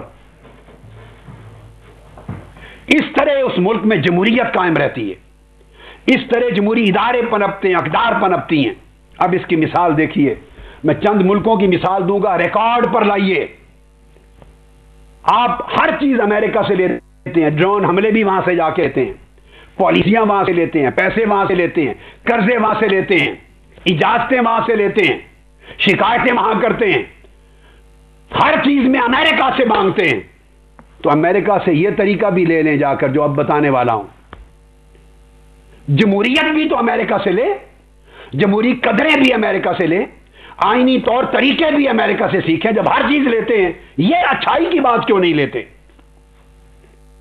امریکہ میں یہ لا ہے کہ وہاں کی سپریم کورٹ کو یونائٹڈ اسٹیٹس میں جوڈیشل ریویو کا حق ہے، اور اگر پارلیمنٹ، ان کی کانگریس بھی کوئی قانون پاس کر دے، یاد رکھ لیں، تو امریکہ کی سپریم کورٹ کو پارلیمنٹ کے اوپر بھی سپریمیسی حاصل ہے، پارلیمنٹ کے اوپر بھی سپریمیسی حاصل ہے۔ امریکہ کا حالانکہ آئین اس بات کو بیان نہیں کرتا، آئین میں کوئی آرٹیکل یہ اختیار سپریم کورٹ کو نہیں دیتا، یاد رکھ لیں، مگر یہ 200 سال کی تاریخ اور آئینی روایات اور عدالتوں کے فیصلے، اس کی بنیاد پر سپریم کورٹ نے یہ اختیارات لے لیے ہیں، از خود انفر کر لیے ہیں، اور 200 سال سے فیصلے کر رہی ہے، جس میں کئی بار پریزیڈنٹ آف امریکہ کے ایکٹ اور کانگریس کے ایکٹ کو supreme court of U S A نے انویلڈ قرار دیا، کینسل کر دیا، وائڈ کر دیا، اور آج تک سپریم کورٹ کی، امریکہ کی پارلیمنٹ، کانگریس نے سپریم کورٹ کی ججمنٹ کو آج تک سامنے چیلنج نہیں کیا۔ سب سے پہلا فیصلہ جہاں سے سپریم کورٹ امریکہ نے یہ اختیار لیا تھا 1803 میں ہوا، آج سے 200 سال قبل، ماربری ورسز میڈیسن، یہ کیس تھا 1803 میں۔ اس میں سپریم کورٹ آف امریکہ نے یہ لکھا، پہلا case, Marbury was the first Supreme Court case to strike down an act of Congress as unconstitutional.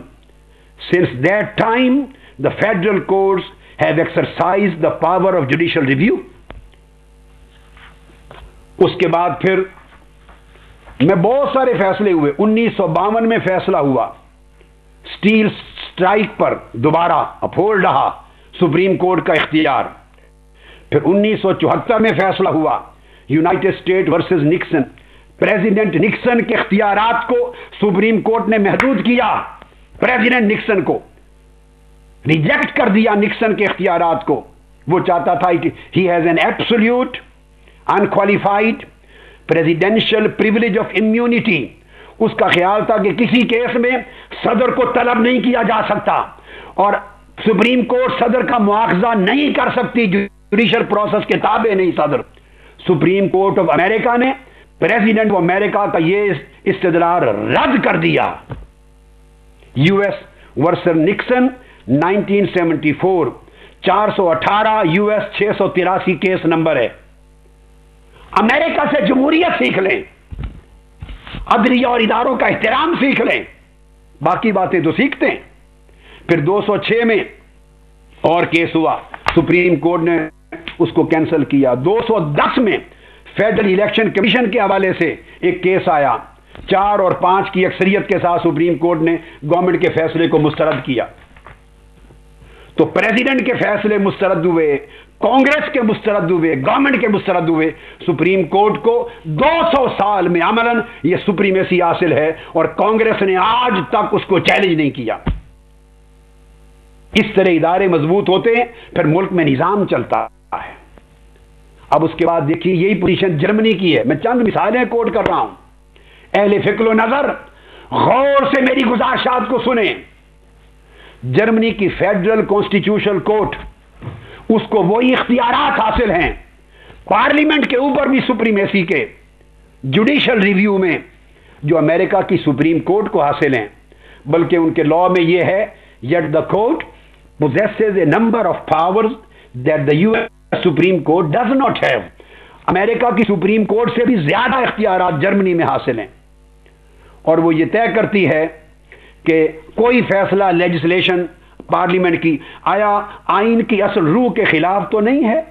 और जर्मनी का कानून यह है कि अदलिया की ये ताकत, ये मॉडर्न डेमोक्रेसी को महफूज रखने में इसने शानदार किरदार अदा किया है। अदलिया जमहूरियत के हिफाजत की जामिन है, ताकि सियासी जमातें अपनी ख्वाहिश के मुताबिक आइन को और मुल्क को कोई और रास्ते पर लेके न चल जाएं। अदलिया वाच डॉग होती है, इदारे मजबूत होते हैं। इसी तरह नॉर्वे की सुप्रीम कोर्ट को ये इख्तियारात हासिल हैं। नॉर्वे की नॉर्वेजियन नेशनल असेंबली के किए हुए लेजिस्लेटिव एक्ट्स को भी नॉर्वे की सुप्रीम कोर्ट अनकॉन्स्टिट्यूशनल डिक्लेयर करके रद्द कर सकती है। यह नॉर्वे की बात बता रहा हूं। डेनमार्क की सुप्रीम कोर्ट को भी यह इख्तियार हासिल है, जुडिशियल रिव्यू, और वो कहते हैं कि how ever the courts have assumed this right which has been accepted by the government as well as parliament. उनके आइन में यह नहीं था, आइन एक्सप्रेसली बयान नहीं करता, मगर प्रैक्टिस के जरिए सुप्रीम कोर्ट ने यह इख्तियार अज्यूम किया और गवर्नमेंट और पार्लियामेंट तस्लीम कर चुकी है मुद्दतों के बाद, क्योंकि उन्होंने इसका फायदा देखा। इस तरह जमहूरियत की गाड़ी गलत ट्रैक पे नहीं जाती। तो अदलिया पे पूरी कौम का, कांग्रेस और पार्लियामेंट समेत एतमाद होता है। फ्रांस की जमहूरियत में वहां सुप्रीम कोर्ट की बजाय एक और कोर्ट है जिसका नाम है कॉन्स्टिट्यूशनल काउंसिल। वो पार्लियामेंट की लेजिस्लेशन को भी मुस्तरद कर सकती है। यह कानून 1 मार्च 2010 में एनफोर्स किया। 200 साल की एफर्ट इनकलाब फ्रांस के बाद रही। इलेक्शन को नल एंड वॉइड डिक्लेयर कर सकती है उनकी कॉन्स्टिट्यूशनल काउंसिल, और लेजिस्लेशन को नल एंड वॉइड डिक्लेयर कर सकती है।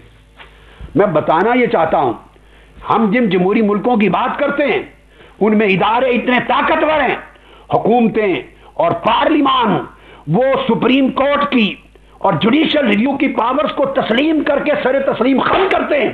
किसी मुल्क में लड़ाई कभी नहीं देखी। यहां इदारे लड़ते हैं, जमातें लड़ती हैं, एक दंगा है, फसाद है, एक तमाशा है, एक ड्रामा है इस पाकिस्तान में। कौन सी जमहूरियत की आप बात करते हैं? हमें जमहूरियत के सही रास्ते पर अवाम को एम्पावर करना होगा और इदारों को मजबूत करना होगा। इसके नतीजे में फिर यही वजह है, चूंकि जमहूरियत नहीं पनप सकी आज तक सही तरीके से, जिसके नतीजे में पूरा मुल्क माशी तौर पर इंतहाई बर्बादी का शिकार हो गया है। मैं चंद गोशे इसके भी बता दूं कि चूंकि जमहूरियत हकीकी रूह के साथ नहीं आई, सो जब हकीकी रूह ना हो तो करप्शन जन्म लेती है, बर्बादी जन्म लेती है। आज पाकिस्तान की हैसियत इक्तिसादी एतबार से ये कि पाकिस्तान की बैन अल-अक़वामी बिरादरी में करप्शन में 117 नंबर पे चला गया है। 0 और 1 नंबर हो तो मतलब है नो करप्शन। नंबर जितना जितना बढ़ता जाए मतलब है करप्शन का दर्जा बढ़ता चला गया है। और जरा गौर से सुनिए, भूटान सार्क के अंदर छोटा सा मुल्क है, गैर तरक्की याफ्ता भूटान। भूटान में करप्शन का रेट और दर्जा 29 है। इंडिया में करप्शन का दर्जा 70 है, 70। श्रीलंका करप्शन का दर्जा 74 है। यह वर्ल्ड ऑडिट की रिपोर्ट दे रहा हूं, करप्शन की रैंकिंग में वर्ल्ड ऑडिट, दुनिया का ऑडिट। कजाकिस्तान, इसी तरह श्रीलंका का 74 नंबर है, कजाकिस्तान उसका नंबर 80 है। मंगोलिया जैसा मुल्क और यूथोपिया, अफ्रीका का यूथोपिया, मंगोलिया, उसका नंबर 92 है। बांग्लादेश और जिम्बाब्वे उसका करप्शन में नंबर 108 है। नाइजीरिया का नंबर 108 है। और सारे छोटे छोटे सार्क और अफ्रीका के भी छोटे छोटे, मैंने बड़े मुल्क नहीं गिनवाए, ये सारे मुल्क पीछे रह गए। पाकिस्तान का नंबर 117 पे जा पहुंचा। इसमें फौजी आमरीयतों का भी दौर शामिल है اور سیاسی نام نہاد جمہوری حکومتوں کا بھی دور شامل ہے. مسلسل کرپشن بڑھتی رہی چونکہ ڈیموکریسی اپنی روح کے ساتھ نہیں، ٹرانسپیرنسی نہیں ہے، اکاؤنٹیبلٹی نہیں ہے، عوام کی شراکت نہیں ہے، مواخذہ نہیں ہے، رنگا فساد ہے. اس طرح انفلیشن، افراط زر تسلسل کے ساتھ پاکستان میں بڑھتا رہا. جمہوری دور میں، پھر فوجی دور میں، پھر جمہوری دور میں تسلسل کے ساتھ 2004، 5 اور 6 میں 4.6 اور 9.7، 9.8 تک تھا افراط زر. 2004 سے 2007 تک. اب 2011 پر افراط زر 16% سے زیادہ ہو چکا ہے. آج اس سال 16% سے زیادہ افراط زر ہو چکا ہے. 2004 کے مقابلے میں 4 گنا افراط زر میں اضافہ ہو چکا ہے. یہ ایشین ڈیولپمنٹ بینک کی رپورٹ ہے 2011 کی. میں کوئی کسی چھوٹے اداروں کی نہیں پیش کر رہا ہوں. Asian development bank. دعوے کرنے کے لیے عوام کو کیا بتا کہ حقائق کیا ہیں؟ ماہر لوگ جس طرح چاہیں بیان کر دیں. پھر اس کے بعد جو فورن ڈائریکٹ انویسٹمنٹ پاکستان میں مسلسل کم ہوتی چلی گئی. 1995، 96، 97 وہ جو جمہوری دور تھے، جمہوری پرویز مشرف سے پہلے، ان میں جی ڈی پی کا 1.2، 1.5، 1.5 1% سے زیادہ حصہ ہوتا تھا جی ڈی پی کا، فورن ڈائریکٹ انویسٹمنٹس کا، ایف ڈی آئی کا. پھر مشرف صاحب کے دور میں اس سے بھی نیچے گیا. دعوے کرتے ہیں کہ ہم اونچا لے گئے تھے، غلط دعوے، لوگوں کو دھوکہ دئیے، اس سے نیچے گیا.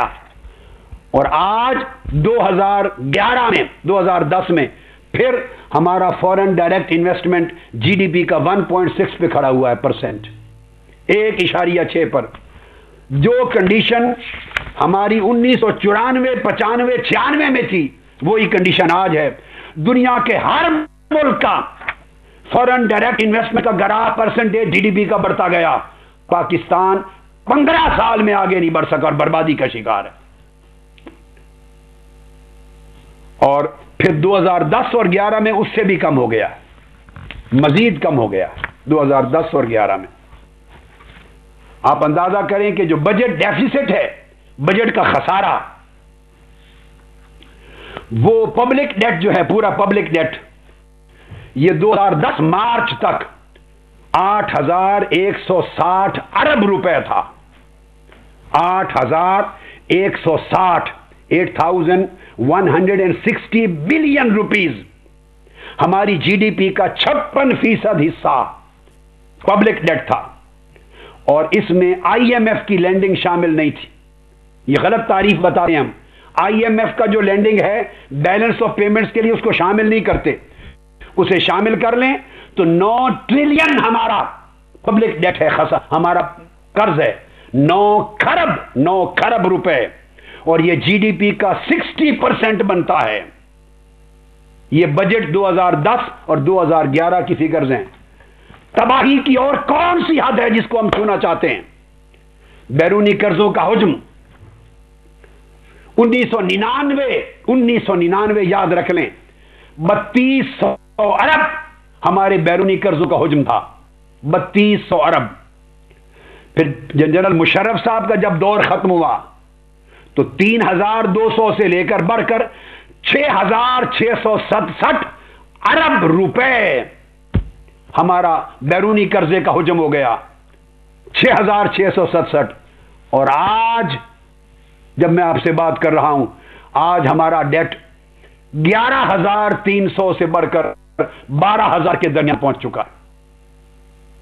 11,300 سے زیادہ ہمارا بیرونی قرضے کی عالم ہے.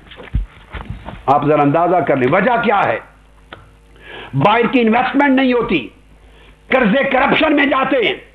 وجہ یہ ہے کہ ملک میں کرپشن ہے، اکاؤنٹیبلٹی اور مواخذہ اور احتساب نہیں ہے، پالیسیز ٹرانسپیرنٹ اور شفاف نہیں ہیں، اختیارات ڈسکریشنری لوگوں کے ہاتھ میں ہے، قانون کے پاس نہیں، کوئک جسٹس نہیں ہے، فوری انصاف نہیں ملتا.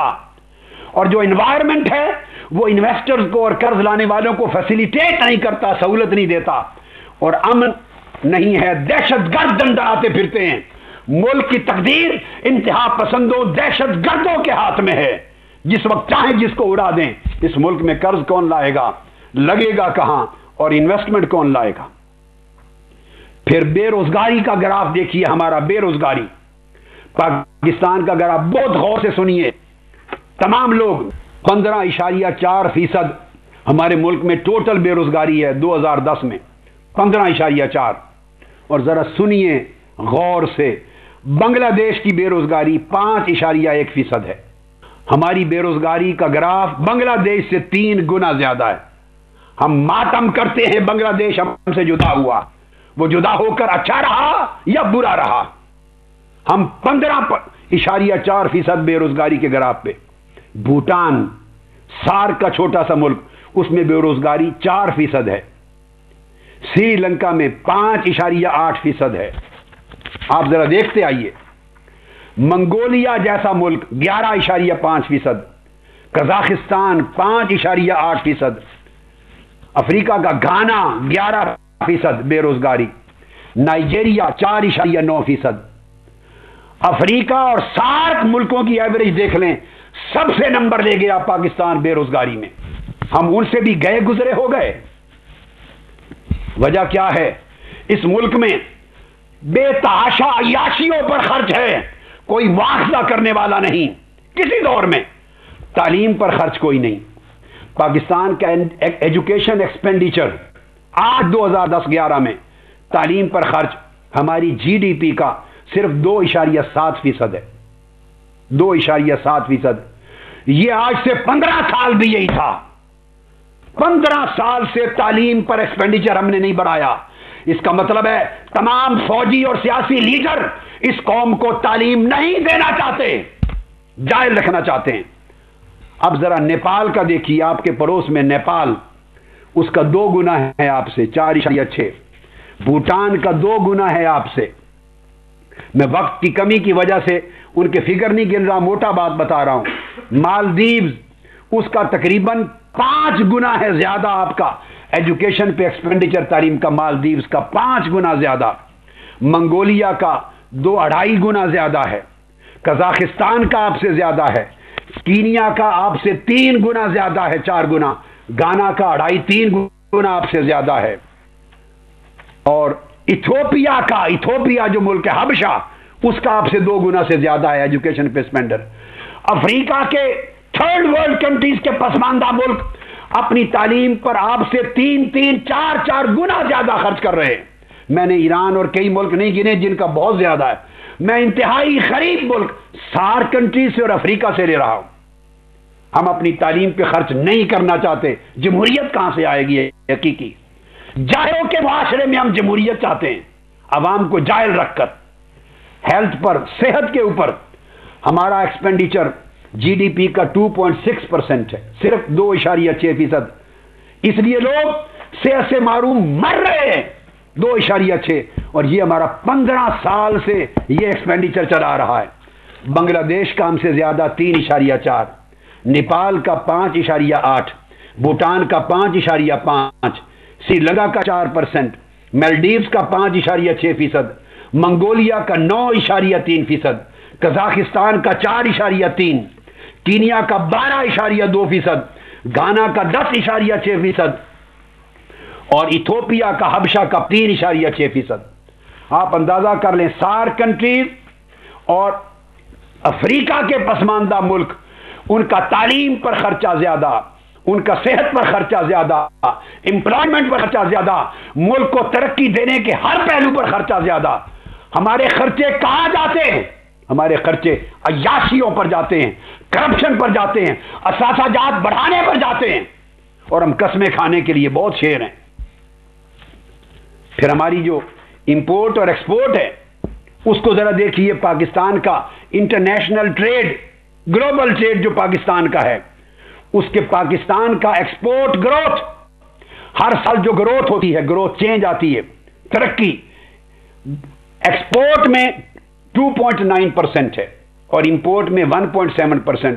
یہ آج ایشین ڈیولپمنٹ بینک کی رپورٹ بتا رہا ہوں، اس موجودہ سال کی، 2000 آج کی بتا رہا ہوں۔ 2.9 और 1.7, ये हमारी इंटरनेशनल ट्रेड की एनुअल ग्रोथ है रेट।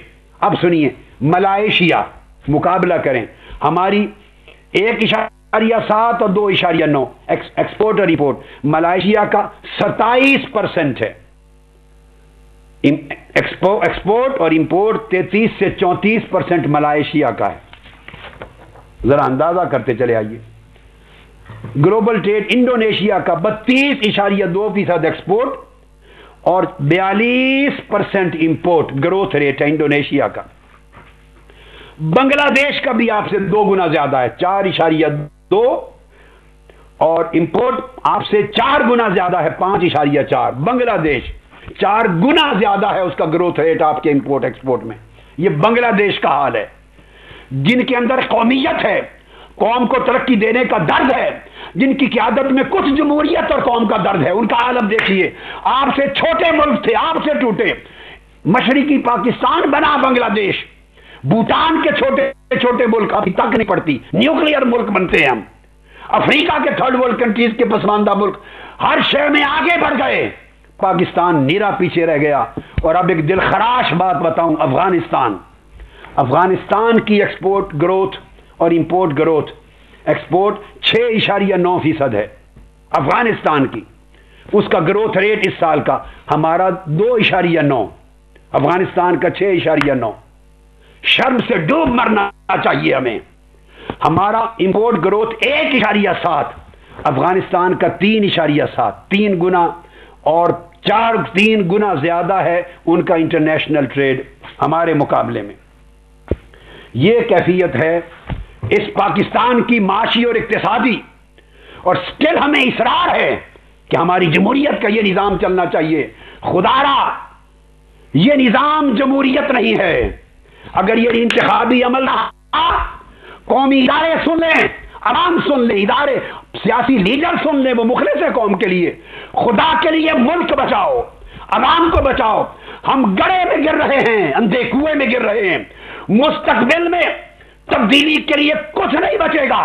आज कौमी हुकूमत कायम करो, नॉन पॉलिटिकल, जिसे वक्त दो ताकि इस कौम के टूटे फूटे इदारों की मुरम्मत करे, सही ट्रैक पर लगाए, जमहूरियत के तकाजे पूरे करे, और फिर इस कौम को इस काबिल करे। मैं आगे एंड पर ये बताऊंगा। और फिर हमारा मुआशरा इस्लामी मुआशरा भी नहीं है। आखिरी बात गौर से सुन लें, इस मुल्क में इस्लाम के नारे बहुत लगाए जाते हैं। इस्लाम के नारे लगाना, दूसरों को काफिर बनाना, कमजोरों को कत्ल करना, फतवाबाजी करना, इसका नाम इस्लाम नहीं है। इस्लाम अमन का दीन, एतदाल का दीन, मोहब्बत का दीन, रवादारी का दीन, बर्दाश्त का दीन, इंसानी हुकूक का दीन, मोहब्बत का दीन, ब्रदरहुड का दीन है इस्लाम। आइए, इस्लामी माशरा क्या होता है, ताजदार कायनात की सीरत से सीखिए। चंद रेफरेंसेस बड़े गौर से सुनिए। जब पहली वही उतरी आका अलैहिस्सलाम पर, सही बुखारी में है, अगर हम अपने मुआशरे को इस्लामी मुआशरा बनाना चाहते हैं तो हमें सीरत मुस्तफ़ा पे अमल करना होगा। यह है मेरा मुस्तफ़वी इनकलाब, सीरत मुस्तफ़ा का। और वो क्या है, हजरत खदीजतुल कुबरा रज़ियल्लाहु ताला अन्हा ने पहली वही पर एक डिक्लेरेशन दिया और हुजूर अलैहिस्सलाम की सीरत के खसाइस बयान किए, हुजूर की सुन्नत के। उसमें नुमाया एट्रीब्यूट्स, हुजूर के अखलाक को बयान करके फरमाया, आका आप कराबरदारों के साथ एहसान का सलूक करते हैं, यह मुस्तफ़ा का इस्लाम है। आप गरीबों, यतीमों, बेवाओं का बोझ उठाते हैं, यह मुस्तफ़ा का इस्लाम है। आप महरूम और बेसहारा लोगों की हाजत रवाई करते हैं, यह मुस्तफ़ा का इस्लाम है। आप बड़ी सखावत के साथ मेहमान नवाजी करते हैं, यह मुस्तफ़ा का इस्लाम है। आप दुखी और परेशान हाल इंसानियत की मदद करते हैं, यह मुस्तफ़ा का इस्लाम है। यह पहली स्टेटमेंट थी खदीजतुल कुबरा की, जो आका अलैहिस्सलाम की सीरत का नक्शा बयान किया। लोगों, अगर हम अपने तर्ज अमल को इस्लामी और अपने मुआशरे को इस्लामी बनाना चाहते हैं तो हमें सीरत मुस्तफ़ा की तरह अपने मुआशरे को डालना होगा, उन अक़दार को पैदा करना होगा। दूसरा मौका सुनिए, नबूवत के 6ठे साल 615 ईस्वी में आका अलैहिस्सलाम ने सहाबा को हबशा भेजा। हजरत जाफिर बिन अबी तालिब वफद के कायद बन के गए। وہاں کے بادشاہ نجاشی کے سامنے ڈائلاگ ہوا. اس نے پوچھا صحابہ کرام سے اور جعفر بن ابی طالب سے، بتاؤ محمد مصطفیٰ جس کا تم رسول مانتے ہو، رسول اللہ، اس کی تعلیم کیا ہے؟ مین فیچرز کیا ہیں اسلام کی تعلیم کے جو رسول پاک نے دیے؟ اب سنیے. حضرت جعفر بن ابی طالب کہتے ہیں ہم ایک غیر مہذب قوم تھے، ہم مردار کھاتے تھے، حیائی اور غیر اخلاقی کے جرائم کا ارتکاب کرتے تھے، قرابت داروں اور ہمسایوں اور کمزوروں کے حقوق کھا جاتے تھے، ہمارے معاشرے کا طاقتور غریب پر ظلم کرتا تھا، ہم اتنے غیر مہذب تھے. اللہ نے رسول بھیجا، محمد رسول اللہ آئے، انہوں نے ہمیں یہ تعلیم دی، ہم بدل گئے. اور جو اسلام انہوں نے ہمیں سکھایا اس میں یہ پہلا حکم تھا کہ سچ بولو، ٹروتھ، امانتوں کو ادا کرو، کوئی خیانت نہ کرو، قرابت داروں کے جائز حق ادا کرو. انہوں نے فرمایا پڑوسیوں کے حق ادا کرو، فرمایا خون ریزی کو بند کرو، جرائم کا خاتمہ کرو، اخلاقی بے حیائی کا خاتمہ کرو، فرمایا غلط بیانی اور جھوٹ مت بولو، یتیموں بے سہارا لوگوں کے مالی حقوق کی تحفظ کرو، اور فرمایا عورتوں کی حفظ کے عزت کے محافظ بن جاؤ، عورتوں کو معاشرے میں بلند عزت والا مقام عطا کرو. ہمیں یہ تعلیم دی محمد مصطفیٰ میں، ہم بربریت سے نکل آئے اور ہمیں انسانی اقدار کے ساتھ محمد مصطفیٰ نے مالا مال کر دیا. جس معاشرے میں یہ ہیومنسٹک ویلیوز ہوں اس معاشرے کو اسلامی معاشرہ قرار دیا جاتا ہے. پھر آقا علیہ السلام نے 621 عیسوی میں جب ایک وفد تیار کیا مدینہ بھیجنے کے لیے، جو یثرب سے آئے تھے، بیعت عقبہ اولا، ان سے بیعت لی. یہ پہلا نمائندہ گروہ تھا، جماعت، جن کو مدینے میں انقلاب کے لیے حضور نے تیار کیا، ان سے بیعت لی. ہاتھوں میں ہاتھ لے کر مصطفیٰ مینا کے مقام پر، عقبہ کے مقام پر بیعت لے رہے تھے، اور بیعت تھی توحید اور نفی شرک کی. اور دوسرا وعدہ لیا چوری نہ کرنا، وعدہ لیا میرے آقا نے بدکاری نہ کرنا، نومولود بچیوں کو دفن نہ کرنا، بچوں کو قتل نہ کرنا، کسی پر جھوٹا بہتان نہ لگانا، کسی پر غیبت اور چغلخوری نہ کرنا، ہمیشہ سچائی اور انصاف کا ساتھ دینا. آقا علیہ السلام کا اسلام اخلاق ہے، موریلٹی، انسانیت ہے، ہیومنزم، شرافت ہے، جینٹلنس، نیکی ہے، پائٹی، سچائی ہے، ٹروتھ، انصاف ہے، جسٹس، مرسی اور کائنڈنس ہے، رحم اور پیس اور امن ہے. یہ خوبیاں تاجدار کائنات نے ان کا نام اسلام رکھا، اور ان پر آقا نے اپنے معاشرے کو استوار کیا. میں آپ کو حضور کی عزت کی قسم دے کے کہتا ہوں، کیا یہ قدریں ہمارے معاشرے میں ہیں؟ ہم کس منہ سے اپنے معاشرے کو اسلامی کہتے ہیں؟ نہ ہم جمہوری رہے، نہ اسلامی رہے، نہ انسانی رہے. کس نے ہمیں اس مقام تک پہنچایا؟ اس بدبخت نظام نے اس ملک میں بھلائی کا راستہ نہیں کھولا. اور آخری بات، خطبہ حجۃ الوداع میں 1.25 لاکھ صحابہ سے میرے آقا نے خطاب کیا، اسلامک آرڈر دیا، انٹرنیشنل آرڈر. اس میں فرمایا تمام انسانوں کے بنیادی حقوق کی حفاظت، اس کا نام اسلام ہے، بیسک فنڈامنٹل ہیومن رائٹس. اور فرمایا حضور نے، لوگوں تمہاری جان مال اور عزت و آبرو کی حرمت شہر مکہ کی حرمت کے برابر ہے. یہ اسلام ہے. یہاں قتل و غارت گری کا معاشرہ، دہشت گردی کا معاشرہ، انتہا پسندی کا معاشرہ، سوئسائڈ بامبنگ کا معاشرہ، اس کو ہم اسلام کا نام دے دیں؟ یہ کفر سے بھی بدتر اخلاق ہیں ہمارے. حضور نے فرمایا جان مال عزت و آبرو مسلم اور غیر مسلم سب کا کعبۃ اللہ کے شہر کی طرح پاک ہے.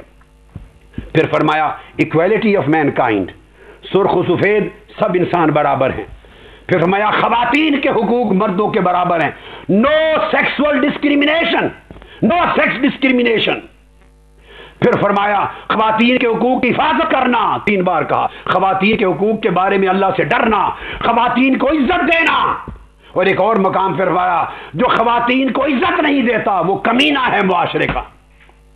یہ اسلام کا آرڈر تھا. پھر فرمایا کمزوروں، محروموں، محنت کشوں کو معاشرے میں عزت کا مقام دینا، والدین، بھائیوں، قرابت داروں کے حقوق ادا کرنا، ظلم اور ناانصافی کا خاتمہ کرنا، مالی استحصال کا خاتمہ کرنا، امانت کا معاشرہ قائم کرنا، ہر قسم کی خیانت اور کرپشن کو ختم کرنا، یہ خطبہ حجت الوداع کے مین پوائنٹس تھے۔ ان پر تاجدار کائنات نے اسلامی معاشرے کو قائم کیا تھا۔ اور آخری بات اس ضمن میں پھر میں اپنا پلان دے رہا ہوں اینڈ کرتے ہوئے کہ کیا کرنا چاہیے۔ حضور نے مدینہ میں اسلامک اسٹیٹ بنائی، کانسٹیٹیوشن لکھا، اس میں غیر مسلم اقلیتیں جو یہود تھے اس وقت، ان تمام غیر مسلم اقلیتوں کو یہود کو فرمایا ان یہود بنی عوف امۃ مع المؤمنین، کہ یہ نان مسلم سٹیزنز ہیں، یہ مسلمانوں کے ساتھ مل کر آج سے ایک امت، ایک معاشرہ، ایک سوسائٹی، ایک قوم اور ایک نیشن تصور ہوں گے۔ حضور نے مسلمانوں اور نان مسلم مائنورٹیز کو ایک نیشن بنا دیا اور فرمایا للجہود دینہم وللمسلمین دینہم، یہود اور نان مسلم اپنے مذہب میں آزاد ہوں گے، مسلمان اپنے مذہب میں آزاد ہوں گے، ریلیجس فریڈم عطا کی۔ اور آقا علیہ السلام نے فرمایا مدینہ کا شہر یہ پیس اور سیکیورٹی کا کنٹری ہوگا، there will be no killing, no militancy, no suicide bombing, no terrorism, کوئی کسی کا خون نہیں بہا سکتا، یہ امن اور حفاظت کا ملک ہوگا۔ اگر ہمارا ملک امن اور حفاظت کا نہیں، اس میں عزت اور جان و مال محفوظ نہیں، سب کو برابری کے حقوق نہیں، طاقتور کمزور کو چھین نہیں سکتا اور ہر ایک کو آزادی سے اپنی رائے دینے کا حق ہے، تو پھر ہمارا معاشرہ صحیح معنوں میں اسلامی معاشرہ ہے۔ اور اگر یہ حقوق میسر نہیں تو پھر ہم نہ جمہوری ہیں، نہ اسلامی ہیں، نہ انسانی ہیں۔ اب کیسے ہوگا؟ میں اینڈ کر رہا ہوں، بڑی توجہ سے میری آخری بات سن لیجئے۔ پاکستان کے 19 کروڑ عوام، پاکستان کے قومی ادارے، سیاسی جماعتیں، کارکن، اہل فکر و نظر، مرض کی تشخیص ہو گئی کہ ہمارا دشمن کوئی فرد نہیں، کوئی جماعت نہیں، ہمارا دشمن یہ نظام ہے۔ جو اس نظام میں انٹر ہوگا، نیک ارادے بھی رکھے گا، جکڑا جائے گا، کچھ ڈیلیور نہیں کر سکتا، چونکہ اس کی محتاجی ہے الیکٹیبلز۔ آپ دیکھ رہے ہیں کئی لوگ تبدیلی کا نام لے کر آ رہے ہیں، مگر سارے لوگ پرانے جو ہر دور میں رہے ہیں مختلف جماعتوں میں شامل ہو رہے ہیں۔ کیوں مجبوری ہے؟ ان کے بغیر الیکشن نہیں لڑا جا سکتا، ان کے بغیر سیٹیں جیتی نہیں جا سکتی۔ جب الٹ پلٹ کر مختلف ناموں سے یہاں چہرے بدلتے ہیں، نظام نہیں بدلتے۔ جب پلٹ کے یہی آئیں گے، یہ سپلٹ مینڈیٹ ہوگا۔ یہ قوم کس تبدیلی کی امید کرتی ہے؟ لوگوں، ان سارے طریقوں کو مسترد کر دو۔ جو راستہ دکھا رہا ہوں میں، گنبد خضرا کی عزت کی قسم، اسی راستے میں تمہاری سلامتی ہے، عافیت ہے، جمہوریت ہے، بقا ہے۔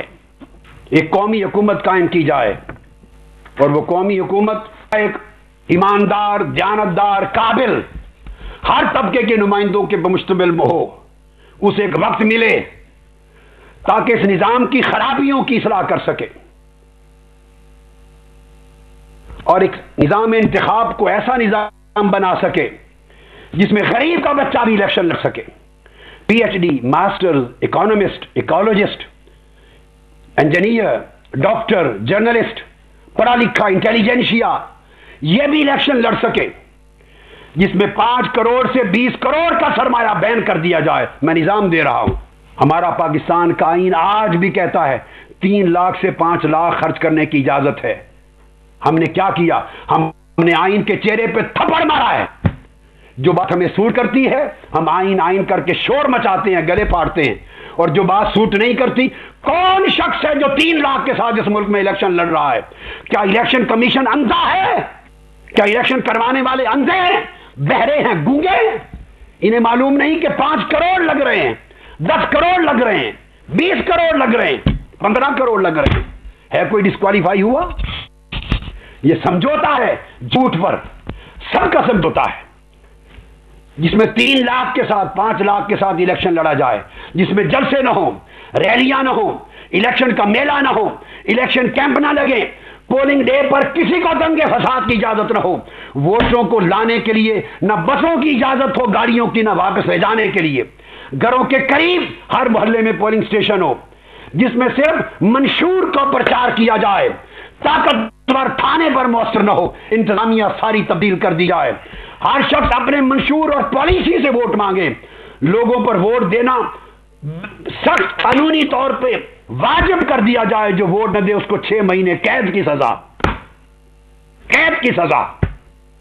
لوگ اپنی مرضی سے نکلیں, انہیں کوئی بکریوں کی طرح ہاتھ کے نہ لے جائے, برادریوں کے اجتماع نہ ہو, اسکولوں کے اندر 100 بندوں سے زیادہ گیدرنگ کی اجازت نہ ہو, 100 سے 200 آخری حد, جس کے بندے 200 سے بڑھ گئے ڈسکوالیفائی, تھانے میں کوئی نہ جا سکے, جو تھانے میں جائے ڈسکوالیفائی, اسلحہ دکھائے ڈسکوالیفائی, بڑا جلسہ کرے ڈسکوالیفائی, بڑے بڑے بینر ہولڈنگ لگائے ڈسکوالیفائی. قانون بنائیں, آئین کے مطابق آئین نافذ کریں, ہر شخص الیکشن لڑ سکے اپنے منشور پروگرام کے ساتھ. ایسی تبدیلی لائی جائے, تعلیم کو 95% تک تعلیم کے معیار کو لے جایا جائے, خواندگی کو, صحت کی سہولتیں پوری قوم کو مہیا کی جائیں, اس کا ایکسپینڈیچر GDP کا 10% لے جایا جائے, تعلیم کا بھی اور صحت کا بھی. اداروں کے قیام اور مستحکم ادارے بنائے جائیں, پالیسیاں شفاف بنائی جائیں, تمام سیاسی اپوائنٹمنٹس ختم کر دی جائیں, پولیٹیکل اپوائنٹمنٹس ختم کر دی جائیں, غیر جانبدار ایماندار لوگوں پر مشتمل اپوائنٹمنٹس ہوں, قانون مؤثر ہو, فوری انصاف فراہم کرے, موبائل عدالتیں ہوں حلقوں میں, جہاں قانون کی خلاف ورزی ہوئی وہی ڈسکوالیفائی, اپیل صرف 3 دن کے اندر فیصلہ کرے گی, بس 1 رائٹ آف اپیل. انصاف سستا ہو, لوگوں کے اثر رسوخ کا خاتمہ کیا جائے, خواتین 56% ہیں, ان کے کردار کو بڑھایا جائے, مؤثر کیا جائے, انتہا پسندی کو ختم کیا جائے, غیر جمہوری ماحول کو ختم کیا جائے.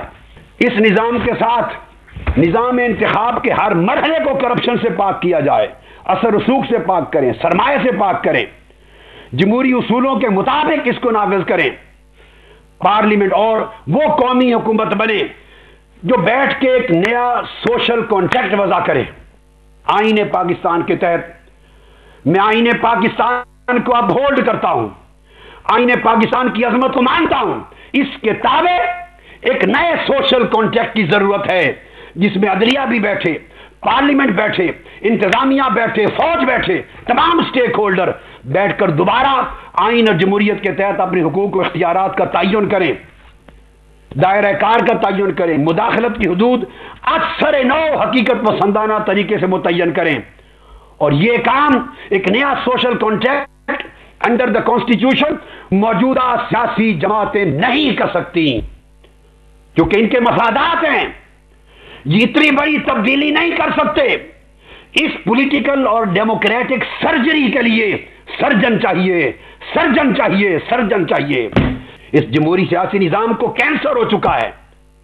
دوبارہ پارلیمنٹ, عدلیہ, انتظامیہ اور فوج کو بٹھا کر ایک غیر سیاسی حکومت, انصار کو, سٹیک ہولڈرز کو بٹھا کے نیا سوشل کانٹریکٹ, نئی حدود, اختیارات, مداخلت کی پالیسیاں آئین کے مطابق بنے. جہاں آئین خاموش ہے اس کی وضاحت کرے, اور اس کو اتنی سختی سے نافذ کیا جائے کہ کوئی توڑ نہ سکے, اور یہ سپریم کورٹ کے ذریعے کیا جائے. سپریم کورٹ کی اتھارٹی کو اپ ہولڈ کرتا ہوں, سپریم قرار دیتا ہوں. اس کے بغیر قوم کے پاس کوئی راستہ خیر کی طرف نکلنے کا نہیں بچا, ورنہ سیاسی جماعتوں کی جنگ اسی طرح چلتی رہے گی, اسی طرح چلتی رہے گی, اسی طرح چلتی رہے گی. سپریم کورٹ کو آربیٹریٹر مانگنا ہوگا, پھر انتخابی عمل اجارہ داریوں سے پاک ہو, اور پھر ملک اقتصادی نظام کی طرف بڑھے گا. اگر دیانتدار, غیر جانبدار لوگ, اور جو اقتدار پہ آئے ان میں ایک شخص بھی ایسا نہ ہو جس نے اگلا الیکشن لڑنا ہے, اس کے سیاسی مفادات اس میں شامل نہ ہو, وہ بالکل بے نیاز ہو, نظام کو بدلے, تھوڑے سے تھوڑے عرصے کے اندر سپریم کورٹ کی ہدایات کے مطابق بدلے, اور پھر نئے بدلے ہوئے سیاسی نظام اور انتخابی نظام کے تحت اور آئینی اور قانونی اصلاحات کے تحت وہ ملک میں الیکشن کروائے, اور اچھی قیادت قوم کو دے. اس کا اپنا انٹرسٹ نہ ہو, خود شریک اقتدار ہونے کی خواہش نہ رکھے, اور خود شریک انتخاب نہ ہو. الیکشن کرا کے قوم کو سلام کر کے عزت کے ساتھ گاڑی کو صحیح سٹریٹ پر, ٹریک پر چڑھا کر واپس چلا جائے. ایک ایسا سرجن چاہیے ایماندار, ایک پولیٹیکل سرجری کی ضرورت ہے, ایک ڈیموکریٹک ریفارمیشن کی ضرورت ہے ریڈیکل طریقے سے. اور یہ راستہ سپریم کورٹ کے سوا کوئی نہیں کھول سکتا. تب پاکستان میں باہر کی انویسٹمنٹ آئے گی. مجھے یقین ہے کہ پاکستانی لوگ پاکستان کو باہر کی دولت سے بھر دیں گے اگر انہیں اعتماد ہو کہ یہاں کرپشن نہیں ہے. قانون آسان ہو گئے ہیں, ایک ونڈو پر سب کام ہوتا ہے, عدالت کا فیصلہ جلد ملتا ہے, اور کوئی کرپشن کی کمیشن نہیں مانگتا, اور بم نہیں چلتے, دہشت گردی نہیں ہوتی, امن ہے. دہشت گردوں سے پاکستان کی سرزمین کو پاک کرنا ہوگا اور بیرونی مداخلت سے بھی پاک کرنا ہوگا. اپنی سرزمین کو دہشت گردوں سے بھی پاک کرنا ہوگا اور باہر والوں کی مداخلت سے اپنی سالمیت کو بھی پاک کرنا ہوگا. ایک غیرت مند, باعقل, باہوش قیادت کی ضرورت ہے ٹیمپریری فیز کے لیے, جو ملک کو اس گرداب سے نکال کر قوم کو صحیح راہ پہ چلا دے. اس طرح آزادی کی حفاظت ہوگی, سالمیت کی حفاظت ہوگی, خود مختاری کی حفاظت ہوگی, اور ہماری قوم اپنے قومی جمہوری سیاسی فیصلے کرنے میں آزاد ہوگی اور دوسری طاقتیں اس پر اثر انداز نہیں ہوگی. اور یہ راستہ کوئی اور طریقے سے آپ نہیں پیدا کر سکتے سوائے نیشنل گورنمنٹ آف یونٹی کے, which would be non political. اس میں سیاسی جماعتوں کے نمائندے بھی اچھے سب سیاسی جماعتوں کے لوگ کرپٹ نہیں ہیں. I want to put it on record. اچھے لوگ بھی ہیں ہر ایک سیاسی جماعت میں, تعلیم یافتہ بھی ہیں, اچھے لوگ بھی ہیں, ان میں سے بھی لیے جائیں. ڈیفنس کے ماہرین, فوج کے جنرل جو ہیں ریٹائرڈ, وہ بھی لیے جائیں. اکانومسٹ لیے جائیں, ٹریڈرز, انڈسٹریلسٹ لیے جائیں, جرنلسٹ لیے جائیں, انٹیلیجنسیا لیے جائیں, انجینئرز, ڈاکٹرز لیے جائیں, سائنٹسٹ لیے جائیں. ملک کی کریم نکالی جائے, با کردار لوگوں کی کریم, اس پر مشتمل حکومت ہو, اور اس کا ٹاسک یہ چند 8-10 نکات پر مشتمل 10 نکاتی فارمولہ ہو, 10 نکاتی فارمولہ جو میں نے بتایا, اور وہ نافذ کرے, نظام انتخاب کو بدلے, آئینی قانونی ضمانت دے, اور سارے الیکشن کروانے والے نظام جتنے ادارے ہیں ان کو غیر سیاسی بنا دے, تاکہ ہر ایک کو عدل اور انصاف ملے اور صحیح معنوں میں ایکسپریشن آف پیپلز ول ہو اور ڈیموکریسی ہو. گاڑی چڑھا کر اس قوم کو صحیح راستے پر چلا کر خیر بات کرے اور ان لوگوں کا کوئی سیاسی مفاد نہ ہو. اللہ رب العزت ہمیں اس راستے کے ذریعے اس بحران سے نکالے, قوم کو گرداب سے نکالے. آخر پہ میں تحریک منہاج القرآن اور عوامی تحریک کے جملہ کارکنان اور خواتین و حضرات اور لاکھوں لوگ جو آج اس ریلی میں شریک ہوئے, ان کو مبارکباد دیتا ہوں, انتظامیہ کا شکریہ ادا کرتا ہوں, اور آپ سب کا, اس پوری قوم کا جنہوں نے اطمینان سے میرا فارمولہ سنا. میں نے ایک فکر دی ہے, میرا اللہ گواہ ہے, رب ذوالجلال کی عزت کی قسم, کسی کا اشارہ نہیں, میرا کسی سے رابطہ نہیں, اور میں کسی کے اشاروں پر چلنے والا آدمی نہیں ہوں. کوئی رابطہ نہیں رکھتا میرے ساتھ. میرے ضمیر کی آواز ہے, نہ میں رابطہ رکھتا ہوں, ضمیر کی آواز ہے, میرے ایمان کی آواز ہے. میں پیغمبرانہ سنت پر عمل کرتے ہوئے جگانا چاہتا ہوں عوام کو بھی اور قومی اداروں کو بھی. ان کو دکھانا چاہتا ہوں کہ اگر ملک کو بچانا ہے تو راستہ صرف یہ ہے. اگر آپ میری تجویز کو قبول نہیں کرتے, آپ آزاد ہیں, آپ پھر الیکشنز میں جاتے ہیں, تو میری آج کی بات یاد رکھی کہ قوم, الیکشن کے بعد وہی حال انجام ہوگا جو پہلے ہوتا آیا ہے. قوم کو مایوسی کے سوا اس نظام انتخاب کے تحت کچھ نہیں ملے گا. اگر آپ اس راستے کو اپناتے ہیں, میں نے اپنا فرض ادا کر دیا, وما علینا الا البلاغ. میرے کوئی سیاسی عزائم نہیں ہیں. یہ لوگ یہ نہ سمجھیں, بعض اینکرز کو میں نے سنا کہ شاید قادری صاحب دوبارہ پالیٹکس میں آ رہے ہیں, سرگرم. میں کوئی سرگرم نہیں ہو رہا, کوئی سرگرم تو دور کی بات ہے, گرم بھی نہیں ہو رہا. میں اسی طرح ٹھنڈا ہوں. میرے سیاسی عزائم نہیں. سن لے, میں انتخابات کے لیے نہیں آ رہا ہوں, نہ پارٹیسپیٹ کر رہا ہوں. میں تو اس نظام انتخاب کو ٹونگ سمجھتا ہوں, اس نظام انتخاب کو ڈرامہ اور فراڈ سمجھتا ہوں, ملک اور عوام کا دشمن سمجھتا ہوں. میں اس میں کیوں شامل ہوں گا؟ میں اس سے ہٹ کر اس ملک کی بقا اور جمہوریت کی حقیقی بحالی کے لیے نیا راستہ دکھایا ہے, فقط رہنمائی کی ہے. آپ اس راستے کو قبول کر لیں, آپ کی مرضی. اگر قبول نہ کریں, میرا فرض ادا ہو گیا, میرا فرض ادا ہو گیا. اس سے زیادہ مجھے کوئی سروکار نہیں.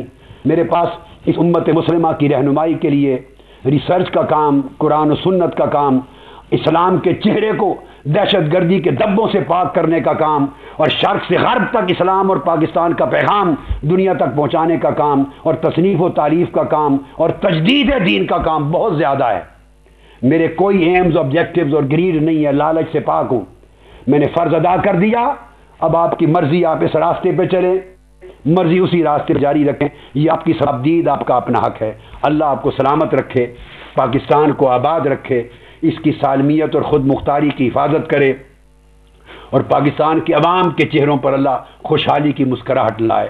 والسلام علیکم ورحمۃ اللہ وبرکاتہ وما علینا الا البلاغ۔ السلام علیکم۔ سجائیں آنگنوں میں یوں سحر